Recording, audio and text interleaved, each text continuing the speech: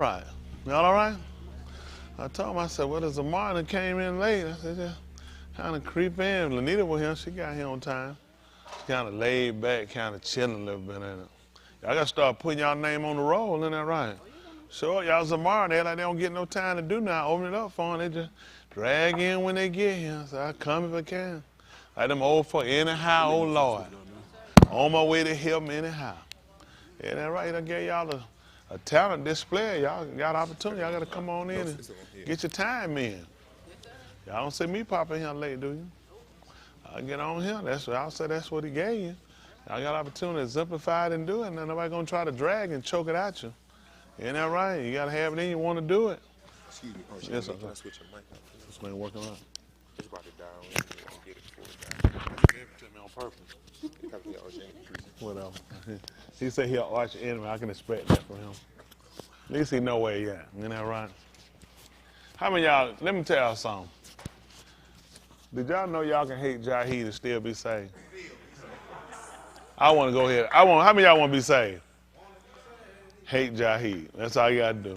Ain't no harm done. Isn't that right? And he didn't treat us the way he treated, we won't have to worry about it. Isn't that right? We ain't going to try to make up no extra love for Yahuah. Yahuah know where he at with us, isn't it? Everybody all right today? Two to be here. Isn't that right? Two to be alive. Definitely always considering, always meditating, conversing with Mr. Yahuah about want to be ready. When you get back here, or when you call us away from here, want to be ready. Don't want to be something like ready. Don't want to be close to ready. I want to be ready.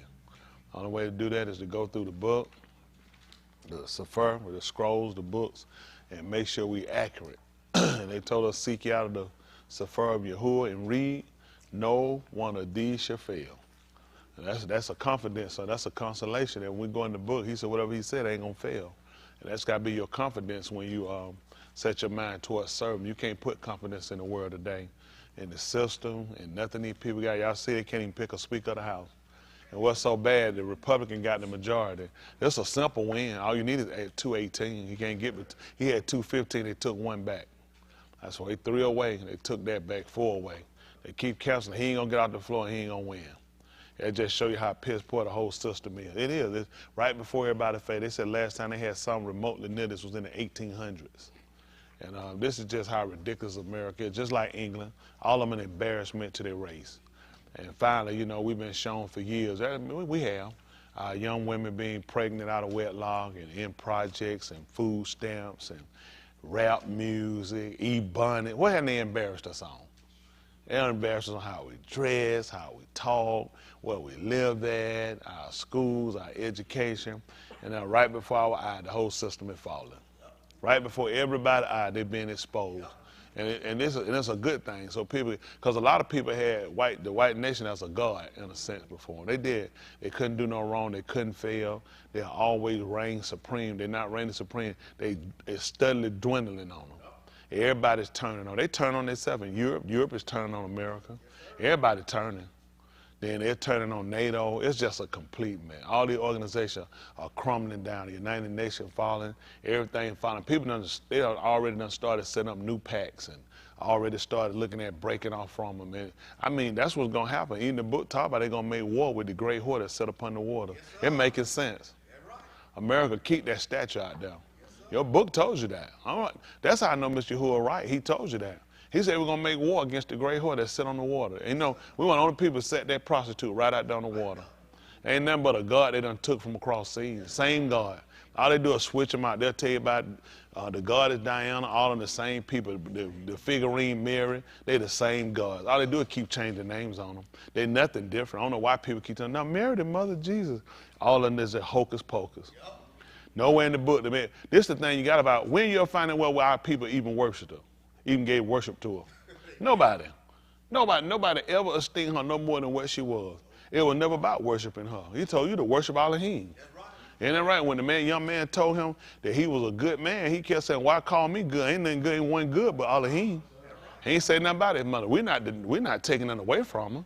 I mean, that made no mistake. I mean, she was a woman that he chose to allow to come into the Mushah of the Arats, would be the savior of the world.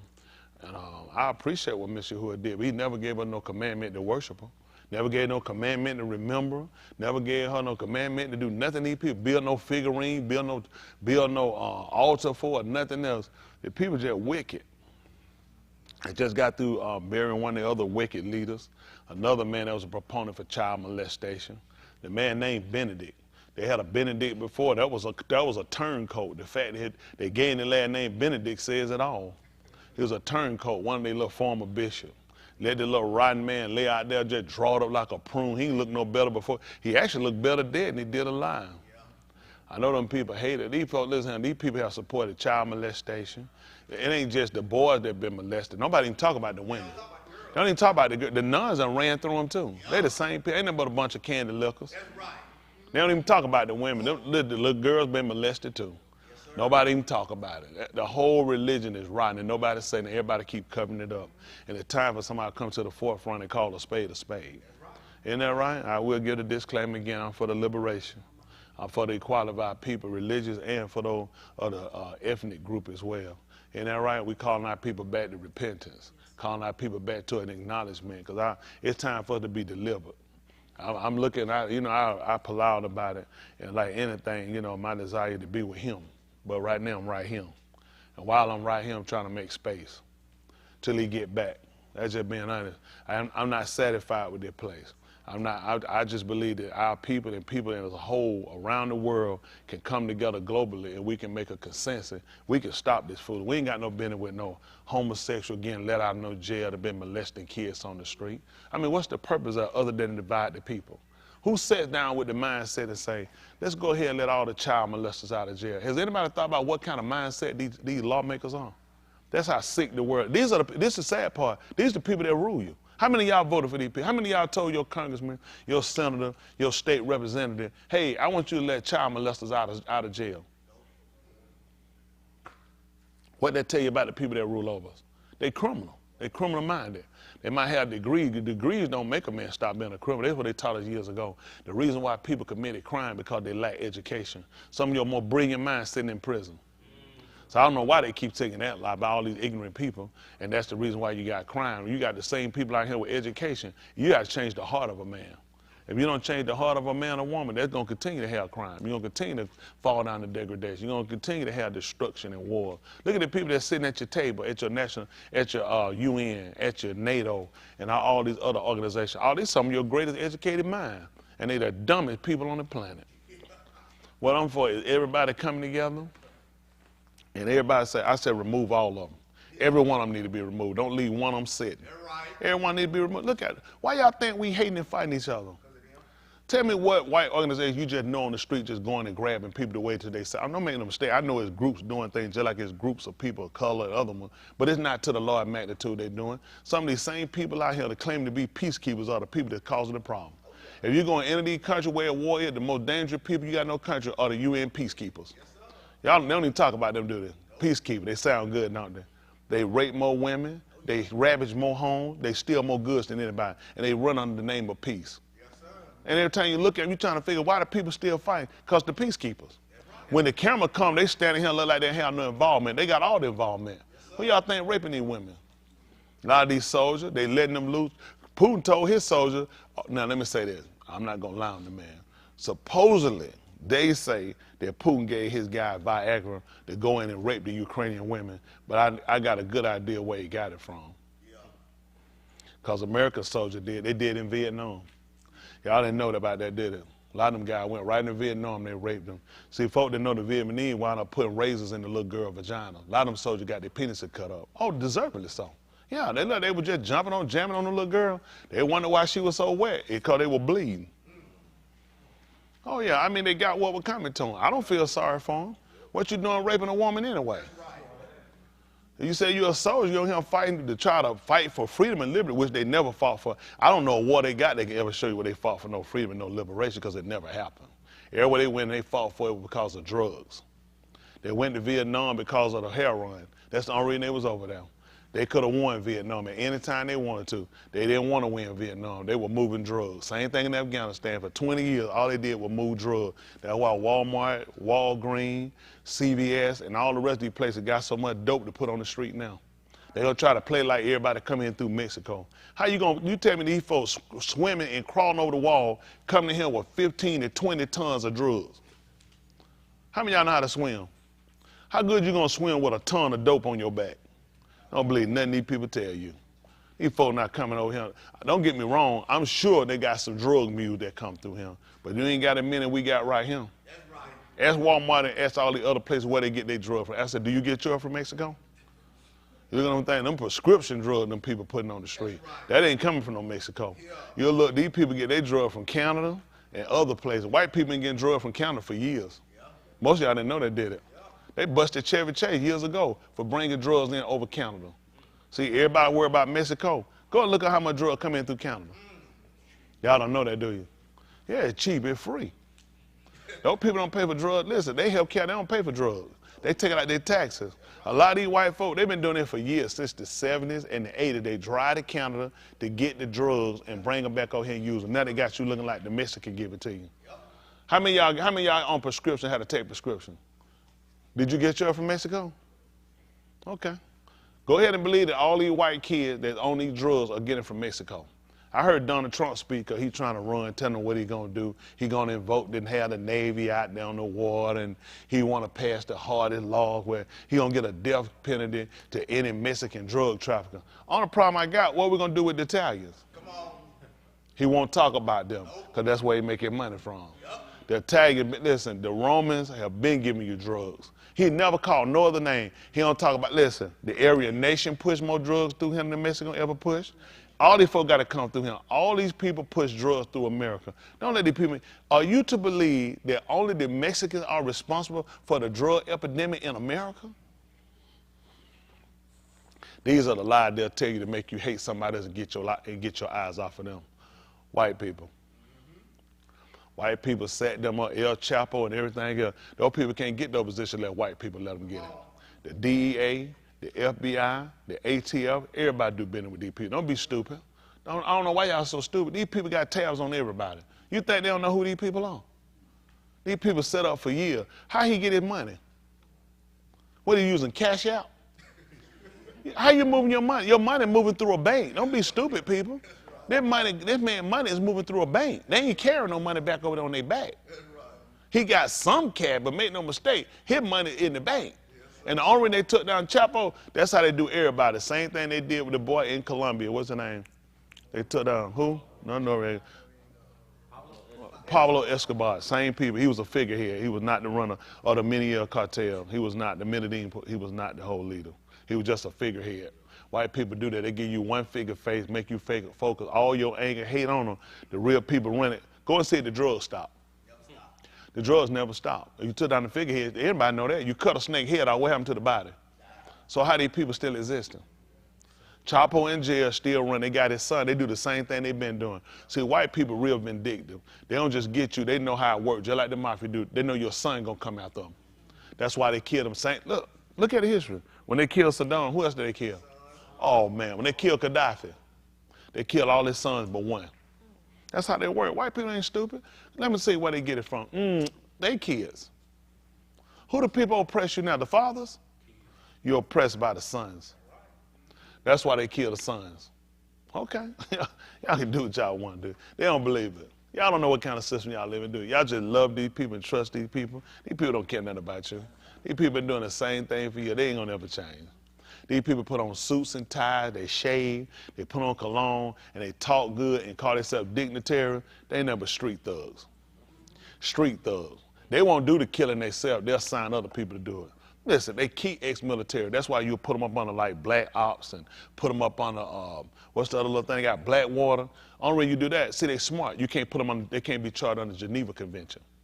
They're private contractors. White people smarter than you. See, the Geneva Convention for soldiers has nothing to do with private contractors. All you gotta tell them, they're not soldiers. We're not responsible for what they're doing. We don't handle these people. That's how they get away with everything they do.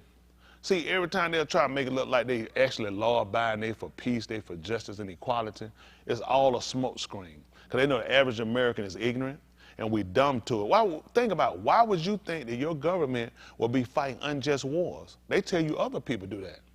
When the whole time they are the people that invoke a lot of these wars. They're the people that agitate us to a lot of this stuff. They're the agitators of why our homes are broken up. They're the agitators of why we're so dismayed, why our women and our men can't come together. Nobody taught us to tell us the truth. Everybody just want to take our money and make a fool out of us. The truth of the matter, why we hate each other, why whites hate blacks and blacks hate whites and Mexicans, and the man hate the woman, the man and the woman hate the man, it's because of the system. If we all ever got together and stopped hating each other, you'll realize where the real problem comes from.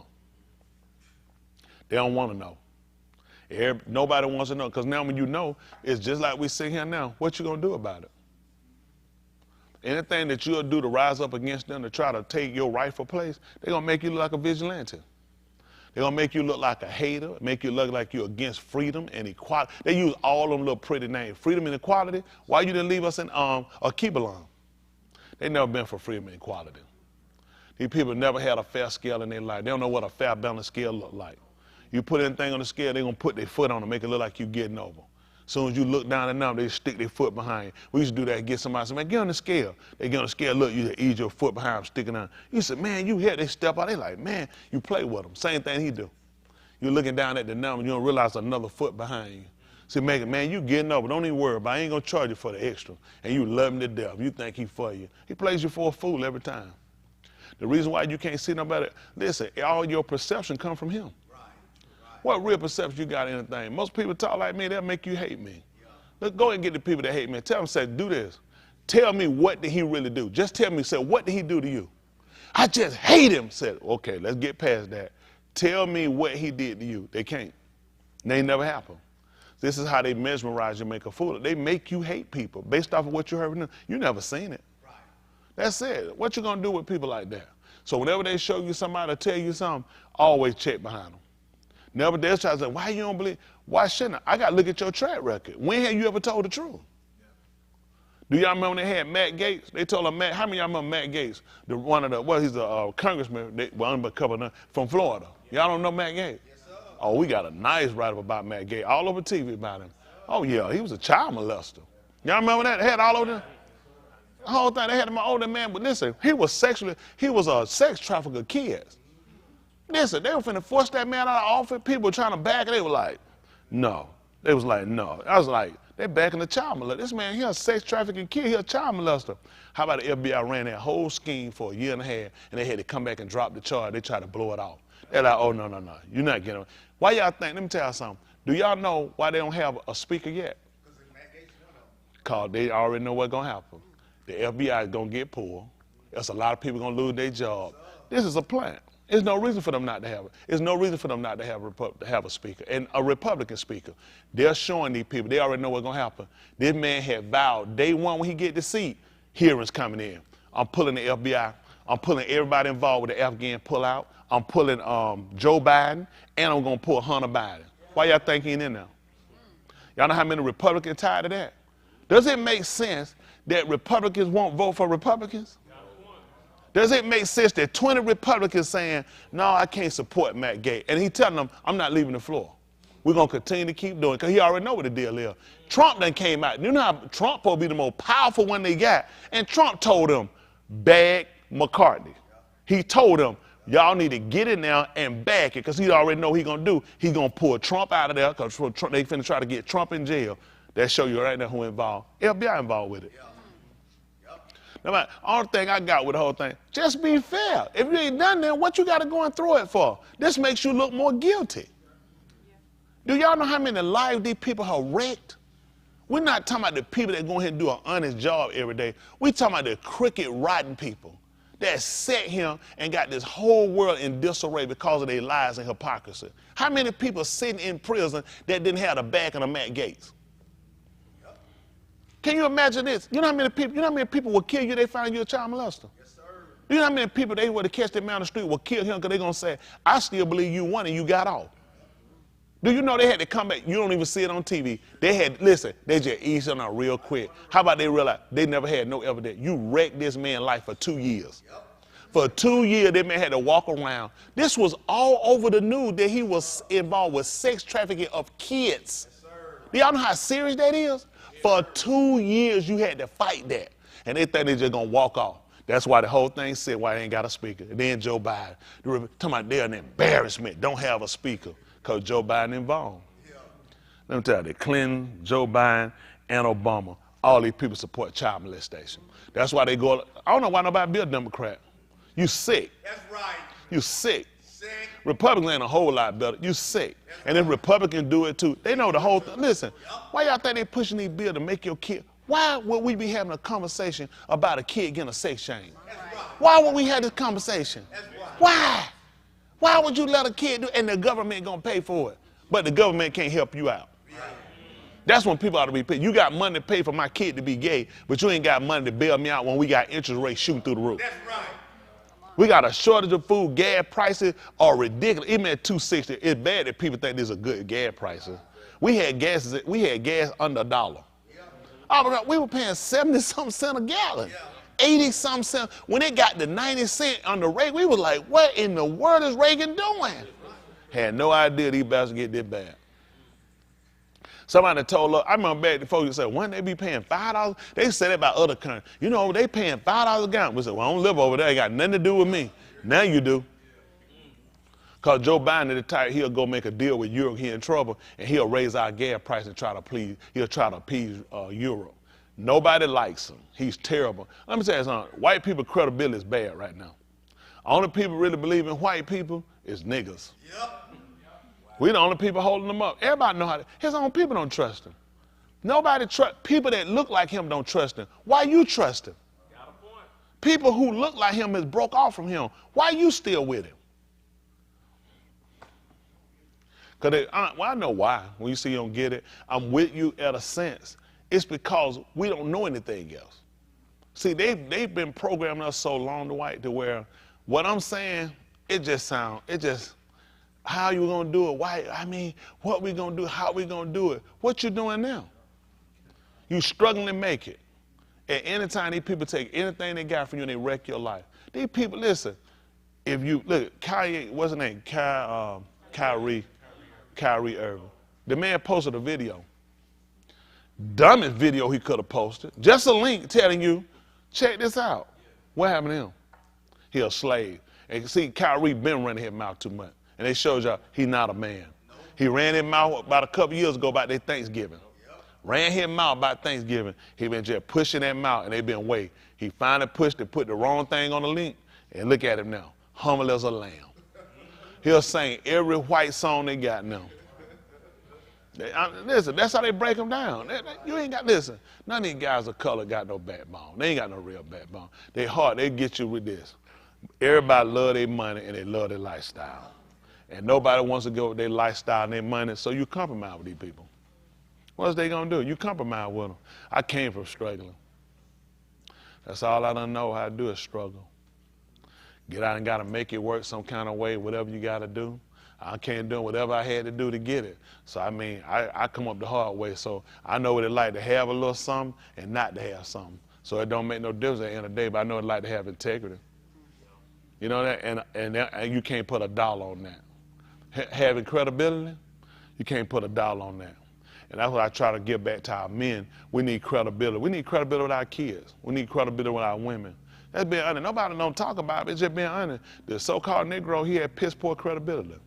He really doesn't. What can he do? As soon as a white man come in an all blue, all black suit with a piece of metal on his shirt, you just been humbled down.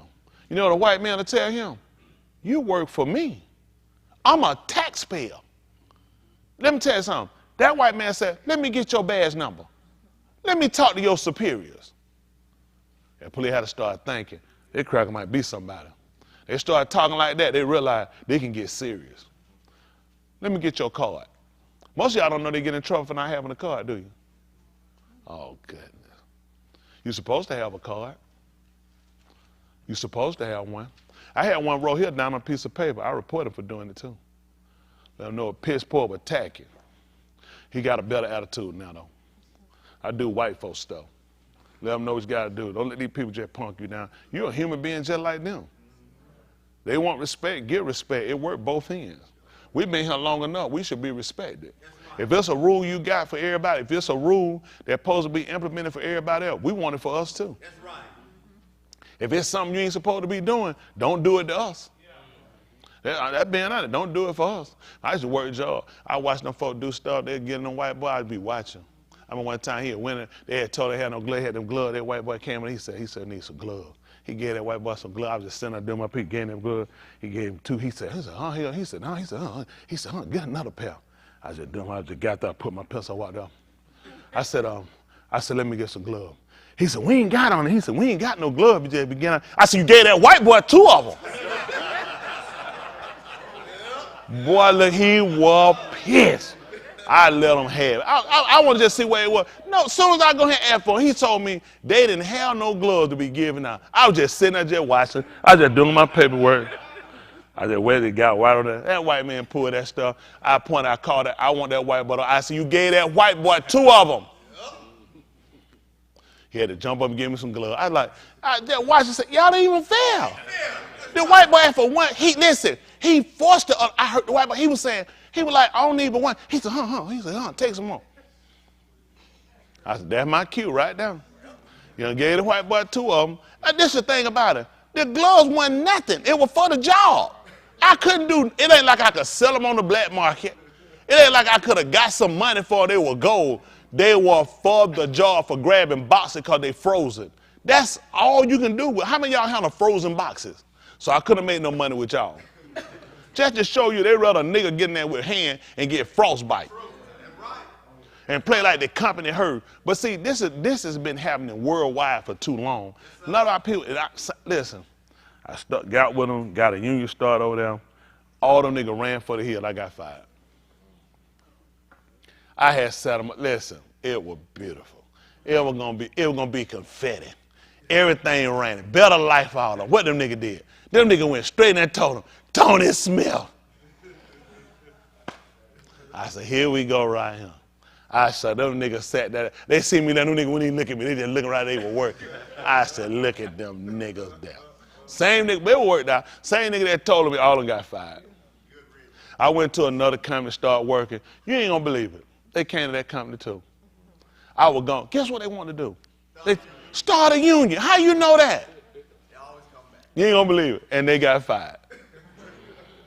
I said, sorry niggas. I don't know why people are so scared of these folks. Let me tell you something. Again, white people get a lot of their accolades because of our fear. Listen, we shouldn't have a reason to be afraid of no other human being as a race of people. Every race deserves equality. Every race deserves a fair opportunity. Chance. We're not saying give anybody anything, but there should be a level of respect. And we had never received it. That's why I said I'm for separation, complete separation. Listen, I'm for complete separation. Do business. Not one white organization, Chinese organization, Hispanic organization, nobody can rule over us. We can't do it no more. We've done it too many times. We can't do it. We need to set ourselves up, and we need to be able to rule and govern ourselves. That way our kids got something to look forward to. That's being honest. Every other race got that. Every other race. Listen, Chinese folks, what great fighter we got?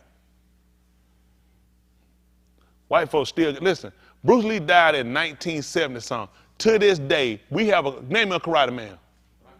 Who, Michael Jordan? Who you said? Michael J. White. Okay, Michael J. White. Is he dead? Still living. Have taken whatever karate, kung fu had been done and taken it and learned it and crafted and home crafted and increased it and increased the skill level. And what's the argument? Who he can't beat? Who dead in 1970-something. How you gonna win? Your living black man in 2022 can't beat the dead Chinese from 1970, what, 77? A little older than 72. He could have died around. Bruce Lee should have died around about 77, I think. Look that up. Bruce Lee, when Bruce Lee died. You think who said it? Oh, I'm with you. He did say he could beat him. Let me ask you a question. Do you believe it? Now, we black. Do we believe it? What, about 5 black folk? There ain't enough for no win. That what hurt you. Nobody believe that. That's what I'm saying. Who do you have as a great fighter? Who? I tell you what. Who? Cassius Clay. That's the clay. Guess who he can't beat? Rocky Marciano. How you gonna win? The man been dead since the 60s. We ain't rocking about in the 60s. I don't think he lived that long, did he? I don't think he lived that long. Rocky Mountain, I don't think he lived to the 80s. Now, Joe Louis lived it then. I remember him talking about. I remember I met Joe Louis back in like 1987. I remember I said, you know, Carlson. He said, no, he lied. Whatever he said. I asked about demons. He said, no, whatever he said, he lied. I said, okay. I ain't even get the fit of asking him, but no. But when Rocky Mountain died when? Hold on, stop. We ain't gonna do that. Who looked this up? Who else looked it up? When did you say it was 69? Before Chris. And then okay. Chris, is that a gift you got? He said 69. Yeah. So he died in 69. And do you know Cassius Clay was arguing all that? These folks built a machine in the 70s that set up and mimicked the fighting style of Cassius Clay, they call Muhammad Ali, Rocky Marciano, and put them in a ring, and the machine allowed him to win. Just to show you how white people will never let you get. You can't afford to have white people, have black people looking at themselves like that. Jack Johnson beat him and knocked him out. And he went to prison too. Jack Johnson went to prison. That's how he lost his champion. Still was beating Joker down, ended for beating him down. 1908 when he should have been world champ. First time a black man been champion. By their accord now. Ain't first time we know champ. First time they did it. And he just talked to white men in the ring. He'd ask the audience out there, is this your champion? This your white king? You know how pissed on white folks to be out there? He asked him, is this your white champion? He slipped in one fight, somebody hit him, and he slipped and went down to one knee. The crowd went crazy. All they did was cost that man his front teeth. Soon as Jack Johnson he hit that man so hard in his mouth that his teeth came out and stuck in his glove. How hard you got to hit a man and you pull his teeth out and they stick in your glove? That's all. When them folk went crazy because Jack Johnson went to one knee, all they did was rile that nigga. That nigga got back up and hit him so hard in his mouth, his teeth came out and stuck in his glove. Do you know how hard you got to hit a man you pull his teeth out with your glove? Yeah, I'd have told that brother. I told the mother wife, I should have never been in here. I'm getting ready to go home. I'm done boxing. Well, I mean, every time it happened, but listen, they sent him to jail. How many of y'all seen King Kong? That was Jack Johnson. How many of y'all didn't know that? That movie was about Jack Johnson. Think about it. It was about a big black gorilla. What city was this gorilla in? Wow, that's where Jack Johnson was from. Jack Johnson had a nightclub in New York. He dated white women. Jack Johnson would put up, he would have 2 white women on his own. And listen, had his own nightclub. He was a business man. He used to race fast cars. They hated Jack Johnson. They said the police stopped at one time and gave him a ticket when he came through, and you could pay the ticket. He gave the man double the money. He asked him why. He said, I'm going to be speeding when I come back through. That's how he wound up dying in one of the cars. They cut the brakes on it. They knew he would drive fast. His brake line was cut. White people got sick of it. They can't take it. I can't break you. You know how insulting that is that you would pay me double the money? First of all, I made this up, and you got enough to say, hey, I'm going to speed when I come through, when I come back. And so it's like, this was supposed to hurt you. You supposed to been afraid of me. And yeah, you done gave me the money, so like, don't even stop me come back through. I just give you double the money. See, when you realize you can't break us, that's what you do, you kill us. See, he won't sit down and he won't sit down and do a fair confrontation with you, and walk away and say the best man went, whether it was him or us. He always gonna do something to demonize you or kill you. Then they came up with the Mann Act. That's why they catch you when you going over the state lines with somebody, they charge you with the Mann Act. That's from Jack Johnson too. They created a law of crime behind it. How many of y'all heard of the Mann Act? Most y'all don't know about that? When you're trapping, taking somebody over the line. These people create laws for you. The Mann Act. That was created off of Jack Johnson. Because he had them white women in the car. He leave go over the line. That's how they got him. See, they criminal. Y'all know matter of fact, they just cleared his record, I think, under Donald Trump. Oh, you ought to be so proud of him. Now his family can hold their head up high. Because now his family let me see, you wrecked his life. You stripped the man. You took everything from him. And now you wait till the 2000s and say, we're going to go back and we're going to exonerate him. That don't work. This is where people, how bad off our people are. Just like when they let these quote unquote black people go from prison 30 years later. How many people in your family died in 30 years? Their mama dead, maybe their kid died, grandmama dead, sister, brothers dead. Be like the guy on like everybody in the family dead. The dog got the worm. No, the dog dead. Everybody, your whole family dead. Then they come out and say, you've been exonerated, you've been cleared. And everybody come, every nigga they get, what they do? They want to pray for him. I hold no ear if it's not me. I'm like, where that MF at? That's right. So I hope they did too. Yep. I don't get this. Where does come up with all this forgiveness when you done lost 20, 30 years of your life? For the life of me, I can't even imagine it. I couldn't imagine forgiving you for that. 20, 30 years of my life is gone, and you knew from the beginning this whole thing was a lie? Yep. Every time I see him, I don't even want to see him no more. Whenever I see one come out, they say that's dumb junk. I hold no ill feeling. Mama dead, they can barely talk.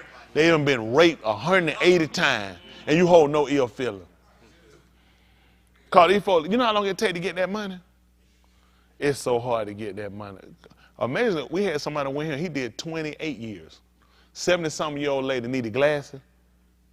He raped me. She didn't have her glasses on. She testified he raped. He did 28 years in prison. Yes. So I dealt with somebody who actually went through that case.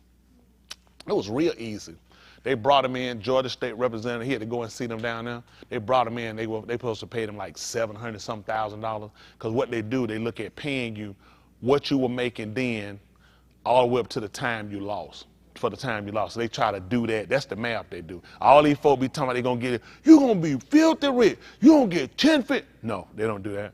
He just came up to like $700-some thousand. And they brought him in to question him. That they said they wanted to know, was he going to go buy cocaine, and was he going to Colombia to buy cocaine and be a drug kingpin? Can you imagine you done spent 28 years of your life because some white woman done died and lied on you, and you get called in here thinking they finna cut you a check, and they want to know, so are you planning on going to Colombia and buying drugs and becoming a drug kingpin? That's how they insult you. They made that man stay out of trouble. Listen, he could not get a ticket, a speeding ticket, he would lose the money. He couldn't get in no, can you imagine how you got to drive? You know if you drive too slow, that's a ticket. Let's see, it would be impossible for them to station somebody to follow you, to watch. Why would they do that? Then they told him the state don't have the money. So what they told him they'll do is this. He had to get a job. He has to keep the job, and they was going to pay him $30,000 a year. He had to have a job. If he get fired, if he let go of the job, you lose the money. Y'all, I know y'all don't see. Only reason I know, because somebody actually gone through that here before. Y'all got what I'm saying? When everybody see them stories, they're thinking, oh man, they finna be straight. You finna, lies. All lies. Can you imagine that? You done 28 years, and you telling me I got to go get a job. I had that for you wrecked my life. And now I got to work every day of my life so I can get $30,000 a year from the state. And if I lose my job, they said, you lose the money. So you can't get a ticket. You can't get in trouble. That's the whole time wait. I mean, they held him off for probably about 2 years, 3 years before they even got that far to ready to pay him. So you done already lost 28 years. Now you lose another 2, 3, because they looking for you to die or something. Fall out, die. Typically, you're supposed to commit a crime, go back to jail. Guess what? Now you're good. Some old white woman said he raped her. It took him 28 years to find out she lied. Ain't that something? You think they spent 28 years going through his case trying to find out that she lied? They knew she lied the first time. They waited till they raped enough of his life and put him back on the street. He can't even function. What do you do through 28 years? He sat here for a while. Then he told me he couldn't do it. We talked. He told me he couldn't do it. He said, I've been around, I can't do it. He said, man, I spent 28 years, a white man over me, tell me what to do. He said, I don't want no other man over me no more. He said, I just can't. He just told me flat. I said, I respect that. I said, it's your soul. He said, I can't do it. He said, man, for 28 years, that man been over me. He said, I can't do it no more with nobody else over me. So I already know he probably ain't held no job now. Just you wrecked him. And that's what people say. You see, they wreck you religiously. That's the part why people need to be. Now, think about it. I know what people say, that's stupid. That's when you need God the more. They put you in such a derision where you have so much anger and hate. The fact that you sitting here every day knowing people looking at you, you're a rape. How you think you getting treated every day looking at you? You rape white women. There's other white guys in this set. What you think they're thinking? I got an old white one. You raped a 70-something-year-old white woman. How you think everybody looking at you in the jail? Every day your life in danger. Because they lied. They do this all the time. Think about this. My mama is in her 70s. And you like raping 70-some-year-old women. That means you could rape my mama. Think about somebody who in there, who mama been raped before. Ain't even in that state. But they got to start thinking about, that might have been you, nigga. Since you like raping old women. See, y'all don't look at it that way. See, my people, they love these people. They love these people. It's so hard for our people to stand up and just be a man, be women, and just admit, these people not right. They're just not right. They're not fair. And the reason they're not fair, because you never asked, you never made them, you never challenged them to be fair. Because you're not fair with yourself. Do you know why a lot of our people come up to be failures? Look at how much pressure you got on you. Listen, a quote-unquote black man or black woman that make it, they need to get an award. They need a plaque. Especially if they're doing it right. They need an award. They need a plaque. Do y'all not listen? It's easier to just go ahead and kill everybody around you. It's easy to just give up. I'm telling you, it's more easy. You know, people look at, you just a quitter. You're frustrated. The system constantly works against you. Good cops get taken out. Good FBI agent, good Secret Service agent get taken out. I remember they had a big thing one time, the Secret Service, black officers, black Secret Service people. Can't even come out, couldn't even do nothing. They were finding nooses on their desk. Can you imagine that? Listen, one of them went and reported to the supervisor. There was a big man. The supervisor tell you, you'll come up missing. Now, you can't, listen, make no mistake. When they tell you you'll come up missing, this is not a game. This is not a game. When they tell you you'll come up, your supervisor tell you, Secret Service, you'll come up missing. What you do with that? Where you run? They know everything about you. I mean, think about you doing your job. You come report, hey, another agent has been doing something racist to me. And they say, listen, you'll come up missing. Then you got to look at who all in this group, in this circle, and these folks, listen, it's so easy for you to wake up one morning and you got a dead body laying right there on the floor. Yes, you geeked up, crack pipe laying there, some O.J. Simpson, some bloody salt, and they show you, listen, who gonna believe? What you gonna tell them? Think about it. What you gonna say? I was set up? Man, them people gonna be sitting right there in suit looking professional saying, first of all, we don't know what they talking about. We got all the evidence right here that they drew up. You don't play with these people. It's scary. Listen, you enter into a world with these people and you can't say nothing again. That's what they try to, listen, they keep every one of these guys on lockdown. They know, run your mouth, the Brotherhood for the Police know the same thing. They don't play that stuff. Go on to Chicago, go on up there to New York, go ahead and pull that stuff. I want to get up and want to tell about corruption in here with the police department and go home. I want to see this. Why some strange gang come and blow your brains out? These people keep it like that. Don't, especially New York. The feds can't do nothing with them. Can't nobody do in New York. I think, am I correct? New York is the largest police department? Yeah. What, they got about 15,000? How many? You think they got 40,000 agents that they can come put down and try to go deal with 40,000 police officers? Not that it's all 40 of them. What you think they're going to do with them? Hey, y'all ever seen what the former mayor of New York used to say? He was a former police officer from New York. You ever heard what he said? See if you can pull up when they comment, they want to pull him on. See if you can pull up his comments he had when he was a police. He was running his mouth one day, they were videoing him, talking about what he used to do, what him and the guys used to do. Oh, y'all want to hear this. It's old information now. They brush it out because he know what he had to do. He had to kiss him behind after that comment came out. Real quick, he had to clean up some stuff for him. You can't do that with these people. None of these people, all these people know. Listen, we don't have no people. When you stop and get these people, you lose your job. These people don't play around. When these people, listen, these folks feel like they want to do something, you're in trouble. Listen, you're in trouble. When you hit upstate, L.A., what L.A. got? L.A. might be the second largest. They ought to have at least 20,000. It ain't all of them. Do you understand how hard it is to control 20,000 police officers? Do you know how many white boys go rogue? When you start putting up special gang unit, that means these people get radio, they get frequency. These drop, y'all don't know. I know a lot of stuff people don't know. Let me tell you something. When you deal with special agents, you get your own frequency. Nobody else on your frequency. You can talk as plain as you want to. Nobody else on that frequency but you in that group. I know this. Nobody else on their frequency but you and them. You ain't got to use no codes. You ain't got to use no code names. You can be just as free as you want. Nobody else on their frequency.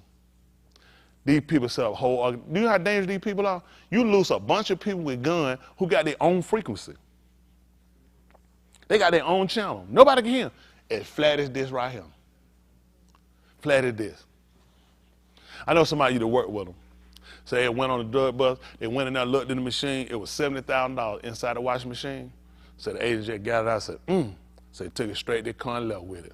So $70,000, walked right on out with it and left with it. And everybody knew exactly how that was going. End of conversation. These people got a whole world out here going on. It's a whole world. And I don't understand what they're looking at. They're looking at, well, they ain't got nobody, they ain't got no business with it. What the state gonna do with it? These criminals anyway, so they don't look at it them still, and they looking at these people as criminals. But you set a bad precedent for people that go do their job every day. If you're saying that people wrong, do the right thing with it. And I believe in this, right? If it's ain't evident, you done got the money. I don't know why the money needs to send evidence. After that, you need to break it down and give it back to the people. What you doing with it? Pay the officer, give them a bonus so they ain't gotta steal. Pay the people what they ain't gotta steal. Some of these criminals you make. How long you think I'm gonna keep going here? I get my check once a month. And I'm walking here, I done collected $400,000 this week. What you think I'm thinking? That's me right here for the next few years. I'm straight. I can't be walking here with no $1 million turn in and some nigga done wrote on a piece of paper, take my picture, congratulations. I'm like, no, nigga, I need that signature on a check. You hold that in, I hold it in, we going to the bank. I don't need no certificate. What am I gonna do with a certificate? Bills due, car note, insurance done went up, blood pressure. I need cash. That's crazy. It don't make sense. After you done finish the case, where did money go? That money go right back to the street. The same people get. You might well do the right thing. Listen, that give a person more incentive to be honest. Bring the money. We gonna make sure you get paid. This money that came up illegal, some of this money go back to the people that take care of some of this stuff and get their junk off the people. They don't want to do that though. See, anytime you get people where people got a hand or people can live at a certain quality of life, then you lose your control of people. People don't need government. Right. They don't know that. That's why you keep people poor. Poor people feel like they need government. Now, when it's time to get election, when they go get buses and vans and go to Buckhead and Alpharetta to get people to the polls. Where do they go to get these people from the polls? Because you need poor people. Poor people stupid, they're uninformed, and they're uneducated about things. When I say this is how they view you. So you run them to the poll, and they're going to vote for who picked them up. See, they can't, they ain't stupid. That's because they ain't got enough brain to realize, because you picked me up, I ain't got to vote for you. But the whole ride is, listen, these white folk want to kill you. It's not an organization they got. It's not a party they got. Ain't ran by white people. So I don't know why nobody think they safe in the Democrats put you in slavery more than anybody. Georgia was under 78 years of a Democrat governor before we finally got a Republican governor. The Democrats were against you more than anybody. Most of these people don't know no better. Democrat did more harm than you anybody. They give Democrat to poor people. Because they know poor people, they really uneducated. They don't really know any better. They always been racist. Listen, West Virginia, Georgia, Alabama. What's that crazy boy from Alabama? Wallace. Governor Wallace. George Wallace, he the one kept him from going into the school. Withstood the president with the National Guard. Told him one of them niggas coming up in them colleges. Then he got an old guy in a wheelchair. You know what he told him? Always respected Dr. King and Coretta. Listen, them jokers got interviewed, he said some of the outside agitators come here and get him Martin Luther King. I always mistake his last name, Coon and King. On national TV. He called him Martin Luther the Coon. He said, King, and kept going. Flat to the face. Listen, then soon they get older. Guess when he was old and crippled in a wheelchair, he had his best friend stand right there. Guess who it was? A nigga. A dog burnt up nigga with a Jerry curl with some look terrible. He talking about get him my best friend. Stupid nigga sitting up. Oh, coon nigga. Soon as he got out, George Wallace hated black folk. Hated black folk. You don't have that kind of hate and you just let it go. See, whenever they get down and get crippled, know they need help, here, wasn't nobody white take care of it. We the only people do it. Save slave man. Where keep what you were going. What niggas ain't gonna do? Why are you living? They don't change. They just look at this point, when they get old, they get scared. They try to feel like maybe they can get something in, and they need niggas to pray for them. I don't buy into it. Stay the way you are. You've been hating it long. I know you're just trying to stop now. You've been in the way too long. Keep doing what you've been doing. I ain't saying people can't repent. It's not genuine. Won't these people come out and admit to just tell the truth? I was completely wrong. I was completely wrong. I ain't got no problem with that. Just tell the truth. Don't just blow it out. Then you'll tell me you always respected Dr. King.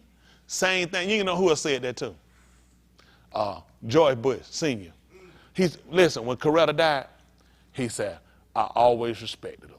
Let me see. When her husband died, George Bush was in the CIA. I wonder that the same CIA that had the green, did y'all know the Green Beret was on Auburn Avenue laying in his front yard? The Green Beret. Y'all think I'm making this up? Look this up. Stop my mouth. The Green Beret. Do y'all know what the Green Beret? You don't even hear about them, do you? That's how special. Them in Delta for you hear nothing about these guys. Can you imagine the Green Beret? This is a killing machine. He was in the Army. I'm making this up, ain't I? Why would Green Beret be laying in your yard? Can you imagine this? You in your house, the Green Beret is in your front yard.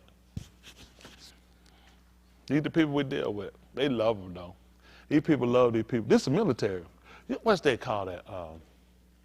What's that called where the government can't use the military when they're citizens? Not kamikaze. What is it called? That's it, yeah. What's it? Yeah, that too. They actually had it in. That's why they can't put the military. They'll put the National Guard. I don't know why they think the National Guard not military. That you can't put the military in their own people. They do it all the time. They've always done it. Let's think about, was Dr. King the only one? Could be. Can you imagine? Y'all have no idea what the Green Beret do. They're in Africa fighting. That's how 50 of them got killed. These people have a war in Africa going on, and American people don't even know nothing about it. Can you imagine that? We got people on the ground in Africa killing people look like you. They're not killing white people. They're killing people look like you. And there are people that sit in the military that look like the people that's over there killing the people. Because the military don't even know. They don't even let them know about that. Listen, it's a need to know basis. These people, listen, these people hadn't changed. The military had never been for people of color. It's a place where they'll take you because they need you in there. They need bodies. They don't want you. They don't want you. When they first got you, they wouldn't even let you fight and kill white people. They felt like it was a bad precedent from the Civil War. That's what kept them so long, why it took so long. Let me tell you something. The whole fight and why that drug on why it did, they did not want black people killing white people because they felt like this was going to start a raid. And look how it worked. Nigga, listen, the only time they let black folks start killing white folks, they waited till they were really losing. They made sure they got their psyche because black folks scared to kill them now. Okay. Don't worry about it. They wouldn't let you go to Germany. Hitler reigned long as he did because they didn't want another problem. 2 times they had that problem. They did not want blacks over there to save their life. They knew what was going to happen. They looked at, we finna let black people go kill white people. When these black people get back, what you think they're going to be thinking when a white man jump up in their face? What you think they were going to be thinking? This ain't nothing to me. I'm used to killing white people. That's why they shut them down. See, they're flying over there. That's why they ain't going to, in Ukraine, they only let a certain amount go, and they ain't letting them niggas cross and they start killing the white folk. They got them over there. Make no mistake. They ain't niggas, though. They would have put troops over there if it been anybody else, and there'd have been some black troops. But when you got black folks over there killing white folk, and they come back in here and a white man jump in their face, or a white man mistreated, what you think going to think? Now, when there's some sand niggas, drop them on the ground. Them sand niggas. Because all sand niggas, all they really are, in truth of the matter, all they are is mixed Europeans. Say, look, mulattoes, they don't care about a mulatto. A white man will respect you and love you more than a mulatto. A mulatto not safe with white people. They don't like it. Because to them, that show they shame. Like even slavery, that's what part got them, because they can't hide it. When you had all these blacks and you had this interracial, I was gonna add one of his kids. So I'm just saying, think about it. I'm just you for instance. I want to get, but you think about this kid sitting here, almost lily white, and all these black folk. You don't think everybody know who the kid this is? You don't think everybody in their plantation know who kid this is? And this man right here hate niggas. So they really hate mulattoes. They hate them. That's why I don't mind killing them sand niggas over there. Because they already know how they got there. You don't know that all the people they always show you over there, they never show you no dark-skinned people. They don't show them as representatives. They don't show them as ambassadors. They make it look like the whole country look like them. The guys who been over there, plenty of folks over there look like them. They'll never show it to you. China don't do it either. 1.7 billion people, and the only person over there is Stephon Marbury. And you ain't gonna believe what they call him. They call him Shaquille O'Neal. What's Stephon? What is he, 6 feet, 6'1"? Shaquille O'Neal. They call him a Newt Bowl, everything. Cause all the Chinese people about this tall. So when they see Stephon, they done built a statue for that man. It's so many of us in China, it's ridiculous. Nobody show. Japan ain't gonna show it to you. South Korea don't show us. Do y'all know how many people? It's so many of us. It's bad. They don't show us. And nobody get no respect. Our black people go to these places. They love these places. They don't care for them. They don't like them. They want them gone. They hate soldiers. South Korea hate the U.S. military. Japan hates the U.S. Navy. These people don't dislike them. They hate them. They want them gone. Japan got a navy because they want them gone. The deal we made with Japan not supposed to have a navy. They went and built them some ship. They sick of looking at them little interracial kid around now. They sick of them. They want them gone. They're like, these are women. Why would you be sleeping with them? Y'all don't know nothing about it. They go to Germany. They think Germany love them too. There's plenty of niggas in Germany. Germany sick of them too. He know that plenty of niggas. Then they go to Germany, they lose their mind. Yeah, I'm gonna stay over here. Go ahead and stay over there. They gonna get cold, nigga.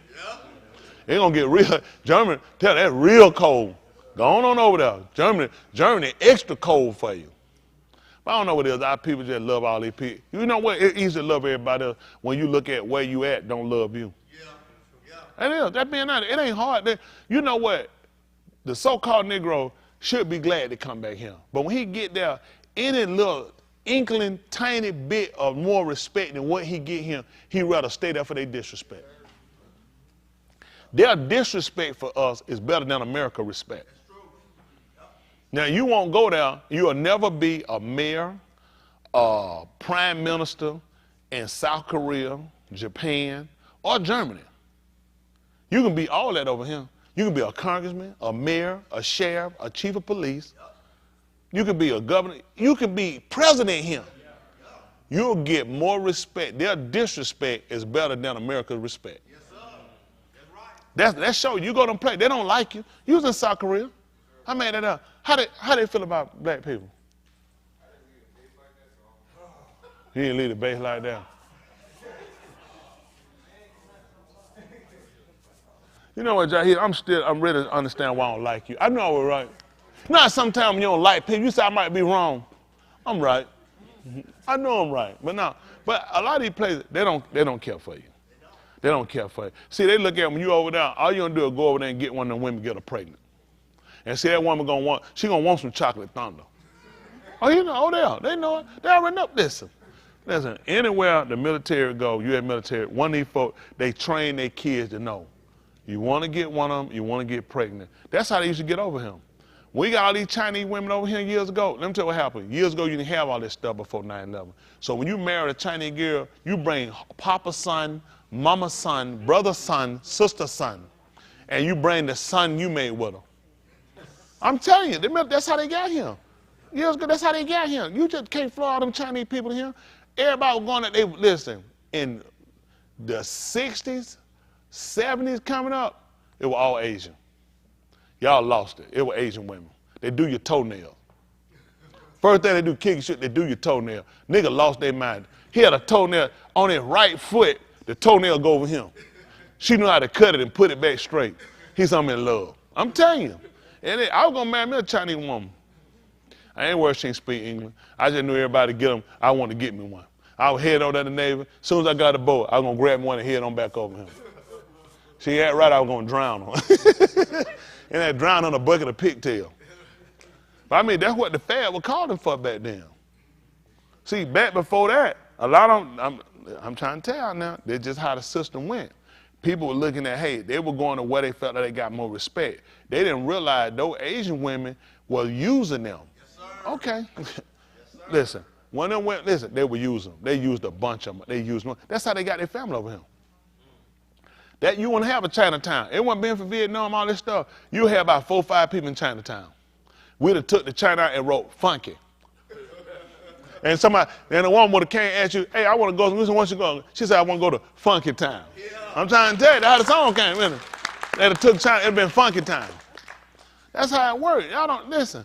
These folks mess around and mess you up, and it devalued you. They took us out of the city. They took the black man somewhere he ain't never been. You done took a nigga, took the coon out the project, took the coon. Most of the guys, they hadn't been nowhere. They weren't no world travelers. They hadn't been nowhere but the city project where they were from. So they done jumped on here and seen these different flavor women. These women were for the light. Listen, they ain't never went nowhere and had sex with a woman. All she wants a pack of cigarettes. Yes, sir. Okay, I tell you, pack of cigarettes. They lost their mind. That nigga started smoking. You see a guy smoking, chain smoking, say, you done got you one of them Asian women, ain't it? All right, I'm trying to tell you. Them cigarettes were hot over there, man. That's got it. So y'all don't know nothing about this stuff. All right. Y'all just look at them. I'm trying to help y'all out. I'm trying to tell you why the man wound up hanging. See, y'all used to be the so-called Negro woman. You were humble. You was a humble woman. You know how to be. You know. Thank you, Assistant Pastor Chris. Yeah, used to be. It was your value high. And see what happened, really, I'm telling you, to me, I think what happened was when he came in and when he raped you, that really put a divide between us. Huh. That echo. Close the doors and echo out there. They be tripping somebody that. Yeah, it caused a divide. Yeah, but it caused, and I can see where it happened. Because a woman would look at you laying him and he can't do nothing. And let's just be honest, what could he have done? Let me see, he could have grabbed him and he could have beat that white man up. And then that white man goes, oh, you got me. You the better man. I can't do this no more. So now you were going to be not only raped, you were going to be raped now without a husband. And your kids were going to be without a father. Although you understood it, it's only human nature that you will carry the weight of. I felt like you could have done more. Y'all want to be honest?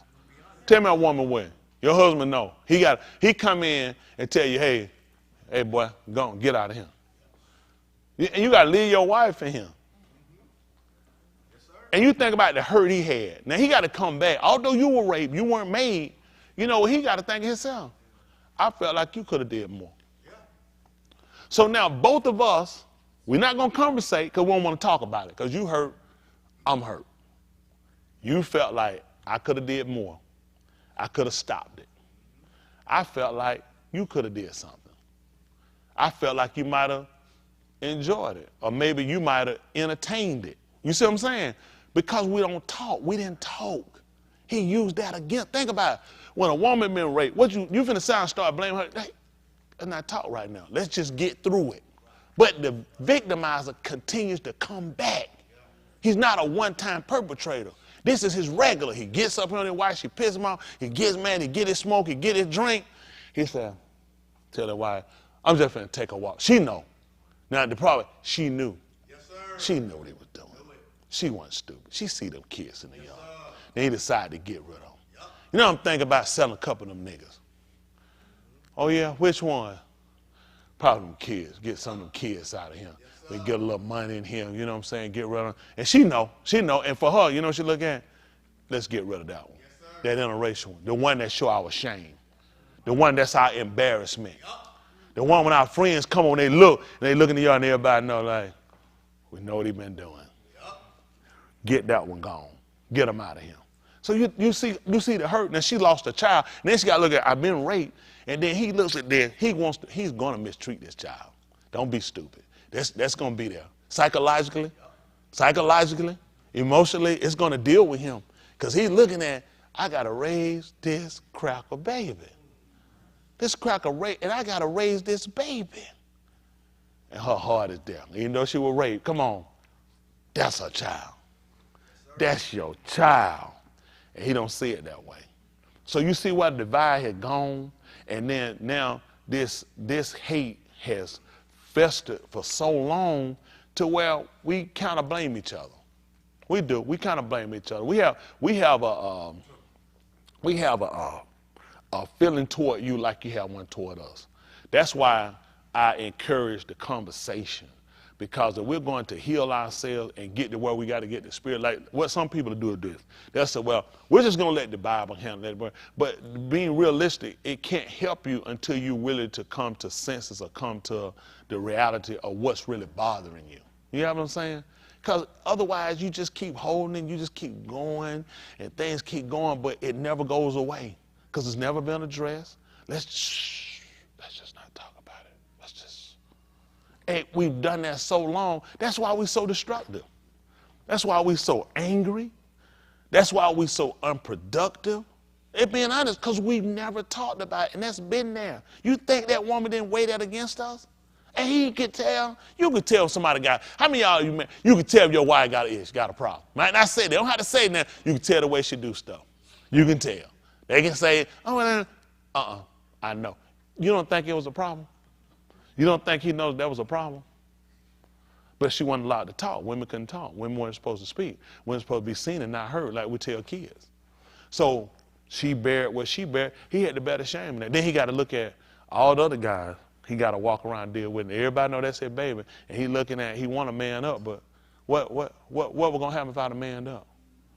And you can tell when people ain't genuine. They say, you made the right decision. You know that. You know what nigga said in here? Yeah, it did to me. I'd have killed him. No, you wasn't. Yeah. Go ahead. You got a family story? My cousin's great-great-grandfather, slave master raped his wife. He killed him. He was in East Mississippi, ran all the way to Choctaw, Mississippi. They hunted him down. They never could find him. See that? That amazing. Now, did they ever find him? Did they found him? Now, I'm telling you what you do with some of them now. They'll find them. They just won't tell you they kill them. But you're right. Some of them, that's what he did. So he killed them. It's some that did that. There's some black people did it. But they knew that's the thing about it. When you kill them, you can't stay there. So think about the dilemma. See, y'all think about this. This is something, like he said, his cousin. Think about the children of him have to deal with that. The anger, the hate that we have. You can't be a man. Now you're being chased. You're being hunted like an animal. Your picture being shown. Find dead or alive. Kill. I mean, you run like a vagabond when your wife was raped. That's right. My wife, why am I running? Why am I the person everybody look? Why is there a reward on my head? And these folks, listen, dead or alive, hunt him down, kill him, not tell what he did. He killed the man that raped the wife. Some white people would have said, you know what? I ain't got a dog in that fight. Even though I don't like black folk, I don't agree with it. There's some white people won't agree, but think about the lie they had to tell them. It don't take much when you racist already, but the fact you just put it out like, what did he do? One of them niggas killed Jed. That's the whole story. Not Jed raped his wife, raped his daughter. That's how they always make you look. The whole poster, everything in, dead or alive. Nigga killed Jed, whatever the name is. That's how they justify themselves. So the white people that looking for you, they looking for you thinking, you just killed a man for no reason whatsoever. See, they always made it look like anything you did didn't make sense. And the reason why I had that conversation with y'all, what I really have sense, you really didn't know what you're fighting. Because when you talk with these people, they'll make it seem as though everything that you're saying is made up. This is what you want to look at this. Any of y'all here got blood pressure? Any of y'all got high blood pressure? When I say high blood pressure, been diagnosed with it? Diabetes? Anybody been diagnosed with diabetes? You know, just about 4 or 5. I know it's a bunch of them at home. How many of y'all try making it show me? Be safe. None more folk got it now. Thought. I know more of y'all are here. I do want to be saved. I got to put on the salvation. But this is what amazing. When they talk about our disliking of the system or disliking of them, we'll call it hate, whatever you want to call it. It's inherent for us, just like his behavior is inherent. How can I contract a disease but not contract the care or the hate of my people? You've been embottled inside of a human being. They'll tell you this. How many of y'all heard when a woman pregnant, they'll try not to get things right and make you sad, or because they'll say make your baby sad. They ever told you about certain things you eat can trigger the baby? So think about all the stuff that our women have embottled while they were pregnant by this people. This man will rape you while you're pregnant. It don't make him no difference. It wasn't, oh, you off limits, you pregnant. You want a human being. So in his mind, he was justified. This is why he wrote laws saying that you was a portion of a human being. So when he looks at him, why y'all think they could look at those pictures and hold portraits of these people, and these people still reveal? You be saying, this guy a raper. Who did he rape? What white woman did he rape? You're right. He didn't rape a white woman. He raped something that wasn't even real. Something that wasn't a whole human being. So his family never looks at him. The average white person, when they go back on their family tree, grandfather was a raper. Grandfather was a murderer. This was common practice. This ain't every person, but it was such a common practice. These weren't crimes. So they got laws that were designated. There was not a law for killing a nigger. So how were they a criminal? That's how they justify themselves. That's why when you sit around and argue how they should take down these statues, what was the crime? When the statue was built, what was the crime? These people were heroes. These people were warriors. These people were soldiers. These people deserved commendations for what they did. You see what I'm saying? These were achievements. And you see it as wrong. They see it as right because these are the people that designate how you see things. These are the people that regulate how you see. These are the people that regulate your ideology, how you think.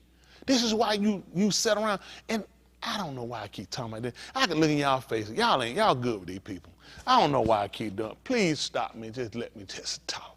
I've never seen so many people so happy with these people. Where y'all think this system going to? Why y'all think that it's a move to defeminize our men? They're going to attack you again. They don't like people like me. When they during the time, back when I couldn't talk like this. You take one from among them niggas talking like that, you take him and you beat that nigga in front of them niggas. You hang him in front of them niggas. Because you want to teach the rest of them niggas to get back to work.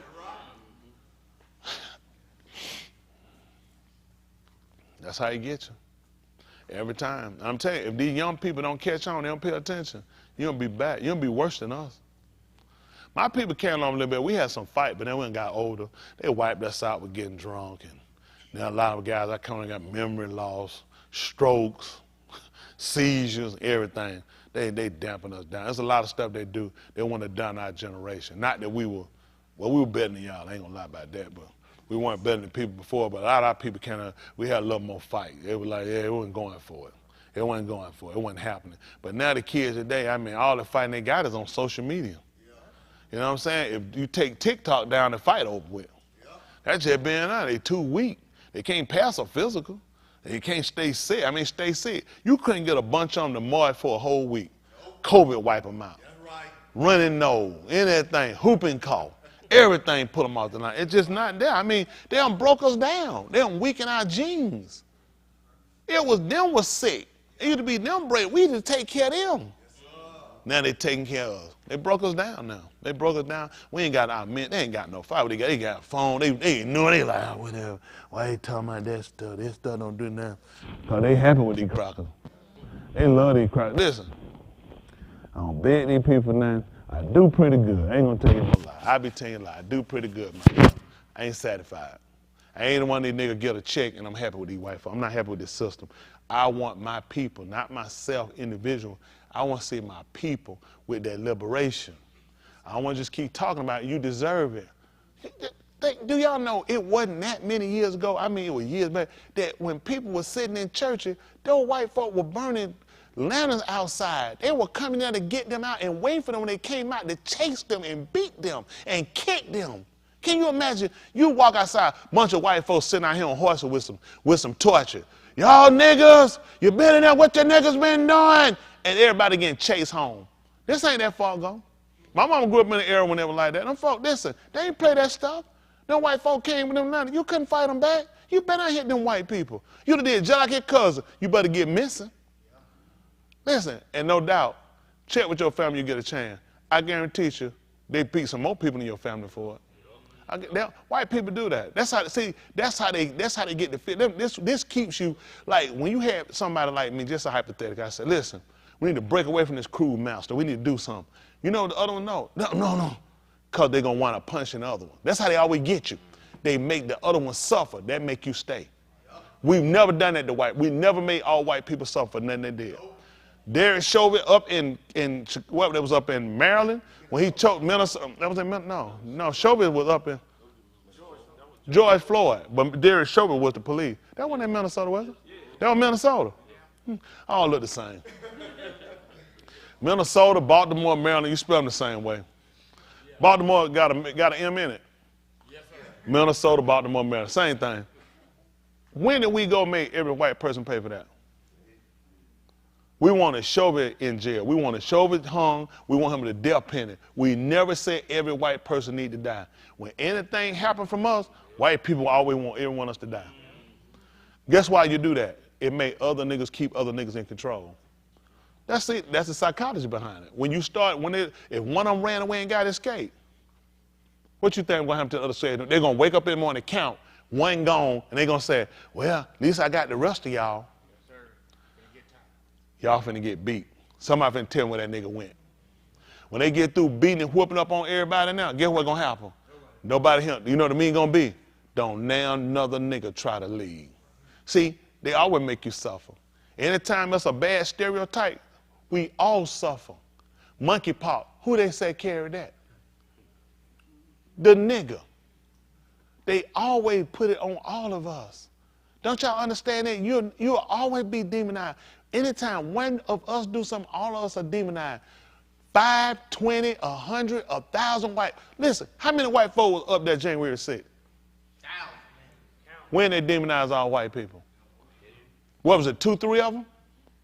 Countless. They don't even have a number how many of them. They still going through investigating, still locking them up. It was that many since that time. When all white people get demonized for January 6th? Okay, don't worry about it. All right, we're going to try to move on. We talked about this enough. I see where y'all at, where your heart at. And may you get what you want from these white people. May these white people be the very white people they can be to you and your whole family. Because that's where you at. You don't realize you don't have to get away from these people for it to get better for you. I'm just being honest, it ain't going to never be better for you. First of all, you need to get right spiritually. You got to get right. We just need to, all I'm telling y'all, there needs to be a line in the sand. There needs to be no white rule over people color. That needs to be done. Now, anybody who wants it, you can have it. I'm not interested in it. I done seen this stuff too long, okay? It ain't never panned out. They not going to let me rule over them. You know why? They say, I'm not finna be under Tom Smith, and he not be putting his rules on me. I feel the same way they feel. I don't want to be under you and put no rules on me because I know you're not going to be fair. I'm going to be fair. I'll be just, and he don't want that. Fair and just is not, that's unruly. That's not right for him. Because he know if it's a fair opportunity, he going to always wind up losing. He ain't never won nothing fair. Just tell him to tell you when he done it. Every time the white boy wins something, doping. He the number one. Now I seen some them runners in Kenya. Now they talking about they want to raise money now and send to Kenya because the runners in Kenya been doping. Where they get some dope from in Kenya? Them niggas ain't them niggas natural born runners. That's right. You get one of them Ethiopian that big. Yes, joker run 100 miles an hour. Do y'all know these niggas run a mile under 3 minutes? Them niggas run around that track lapping. Listen, the reason why they're so good, because they run mountain. They run so much high elevation that when you put them on level ground, it ain't even fair. Now, they was showing them running, talking about they trying to raise money. They trying to stop doping in Kenya. That's what they do every time. Lance Armstrong, what we going to do about him? The great white boy done won 70, get through with cancer, jump on a bicycle, ride 100 miles, swim 20 miles, then do some other stuff. No, Gunwell, you don't know no white man do that stuff. Just stop all them lying. All of them doping. Don't take nothing away from them. Get in baseball, doping. Now, they the folk that we don't know nothing about no doping. We get it from them. Nigga done got that stuff from white folk. We were natural athletes. That's all we done done. You come from Africa. You got to know how to get out here and run and catch and fight. And sit here and mess your mind up. Now you do everything got that man. You're a loser kitten that look like that man. Anything to do with that man do. Instead of looking at you're a credit. Other people look at you, man, you one of the more highly viewed and wanted specimens on the planet. Ain't nobody body part more expensive than yours. Ask that man who body part you'll keep. Go ahead and ask him. He needs your body part. Man, look at him. That placenta, y'all just learned about that. I had to tell y'all about that just some years ago. Nobody knew you took your placenta and make no medicine. That white man would take your placenta and act like he was throwing it in the trash. Man was making pills and creams and selling to white women, helping their babies out. Stuff that come from your own body. Now, what you think now to know that medicine come from your body? That makes sense why he kills you. That you can produce a medicine from your body that can heal you and your kid. A cream, a pill, something that can heal you if you were sick from your body. You create that from your body. That white man, that's why he destroy you. Take everything from you. He been building up, getting stronger, and you getting weak and dumber. Putting a perm in your head. I'm sure black women just dying from that stuff. No good and well, you don't need no straight hair. That's his stuff. That's right. Your hair coiled for a reason. That's right. And that's antenna. You communicate. He ain't got no straight antenna on that car. When he do, looking on, he has some cord around it. Yes, sir. He know good and well that's how you communicate. He got you to straighten your hair. Now you can't talk to your Elohim. You can talk to Jesus, though. Good old stupid Jesus. Isn't that right? What he done for you? Go ahead and tell a lie. What he did. Absolutely. If people of color told the truth, they'll quit lying and quit saying him putting all this so-called deliverance you got from a white man. No, good and well, it's a lie. Yeah. They ain't trying to take that from white people, just trying to get away them lies out your mind. You start living the truth. What's wrong with somebody empower you? You think Chinese people teaching their people about a white man? Helping them and saving them? Chinese was in, listen, these folk were slaves to the Britons. Why you think they'll kill you? Go to China. I would love to take a boatload of them critters and drop them off in China. Say, go out there and teach them about the love of Jesus. It's a criminal offense over in China. They catch you with that junk. But let's think about it. You know, they say they don't want to be saved. Does it make sense when they're looking at their country was ripped apart by white people and you're going to show them a white savior? Does that make common sense? The Chinese people look at your Jesus look like the same people that came here and imprisoned us and beat us and killed us. Only niggas. Only niggas with itself. North Korea will not let you come on there. You will not have one Christian white man tape over in North Korea. You going to jail now, buddy. These folks looking at you divided a country. North Korea and South Korea were the same place. Once the white man got involved, you couldn't tell one from another unless they got an N and an S on their head. They're the same people.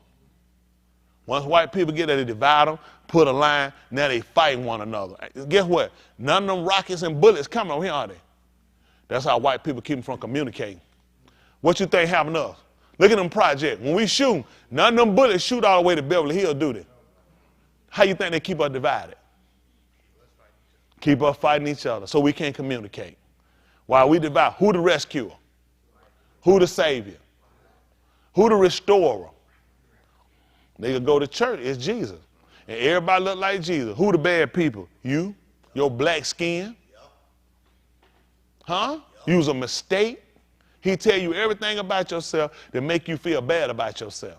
I come along and try to empower you to sit down and get conscious and think about yourself. Think about it. You ain't no misfortune. They done told us all these lies. You're a misfortune. You're a punishment of all of him. They done told you these lies. You being punished because you done went after all these other people gods. That's why they don't work for us. Every time we done tried to do it, you want to know why stuff don't work for you? It wasn't meant for you. It wasn't meant for you. That's why it don't work for you. Ain't because you're a curse. He put a curse on you. Put the curse so he can try to get you to come back. You want to get away from the curse. Get away from this man's foolishness. That's right. All right, we'll get ready to move forward and talk. All right, kind sirs.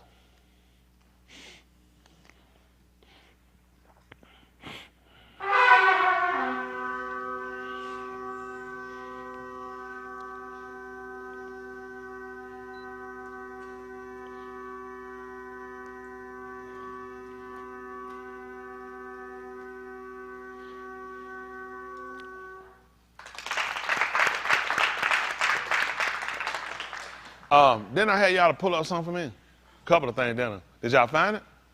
Oh, let's see. See a couple of them? Let's see. So I want to educate you. It's stuff you hadn't seen. It's stuff you don't know. We need to know it.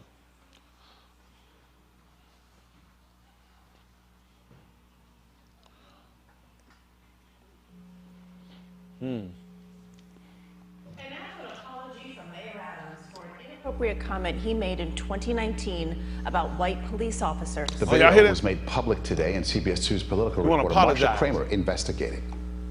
Although he apologized to New Yorkers late today, Mayor Adams tried to put the comment in context, saying he was responding to a question in which the inappropriate comment was used, and he repeated it as part of his answer.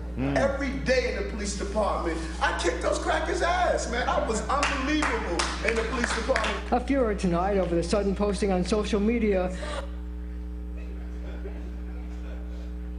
Hey, I wonder how you put this in context. Maybe we missed the context of it. No.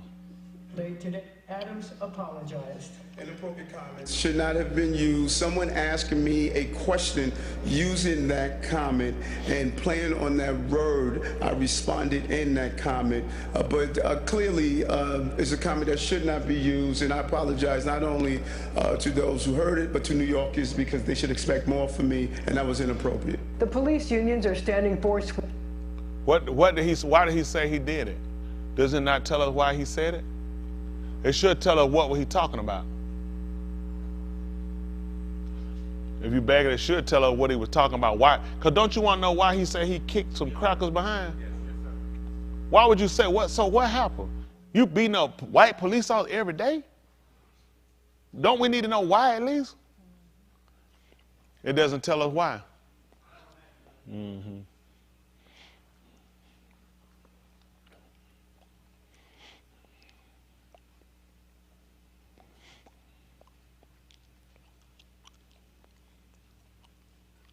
I know Dwight like this. That's right.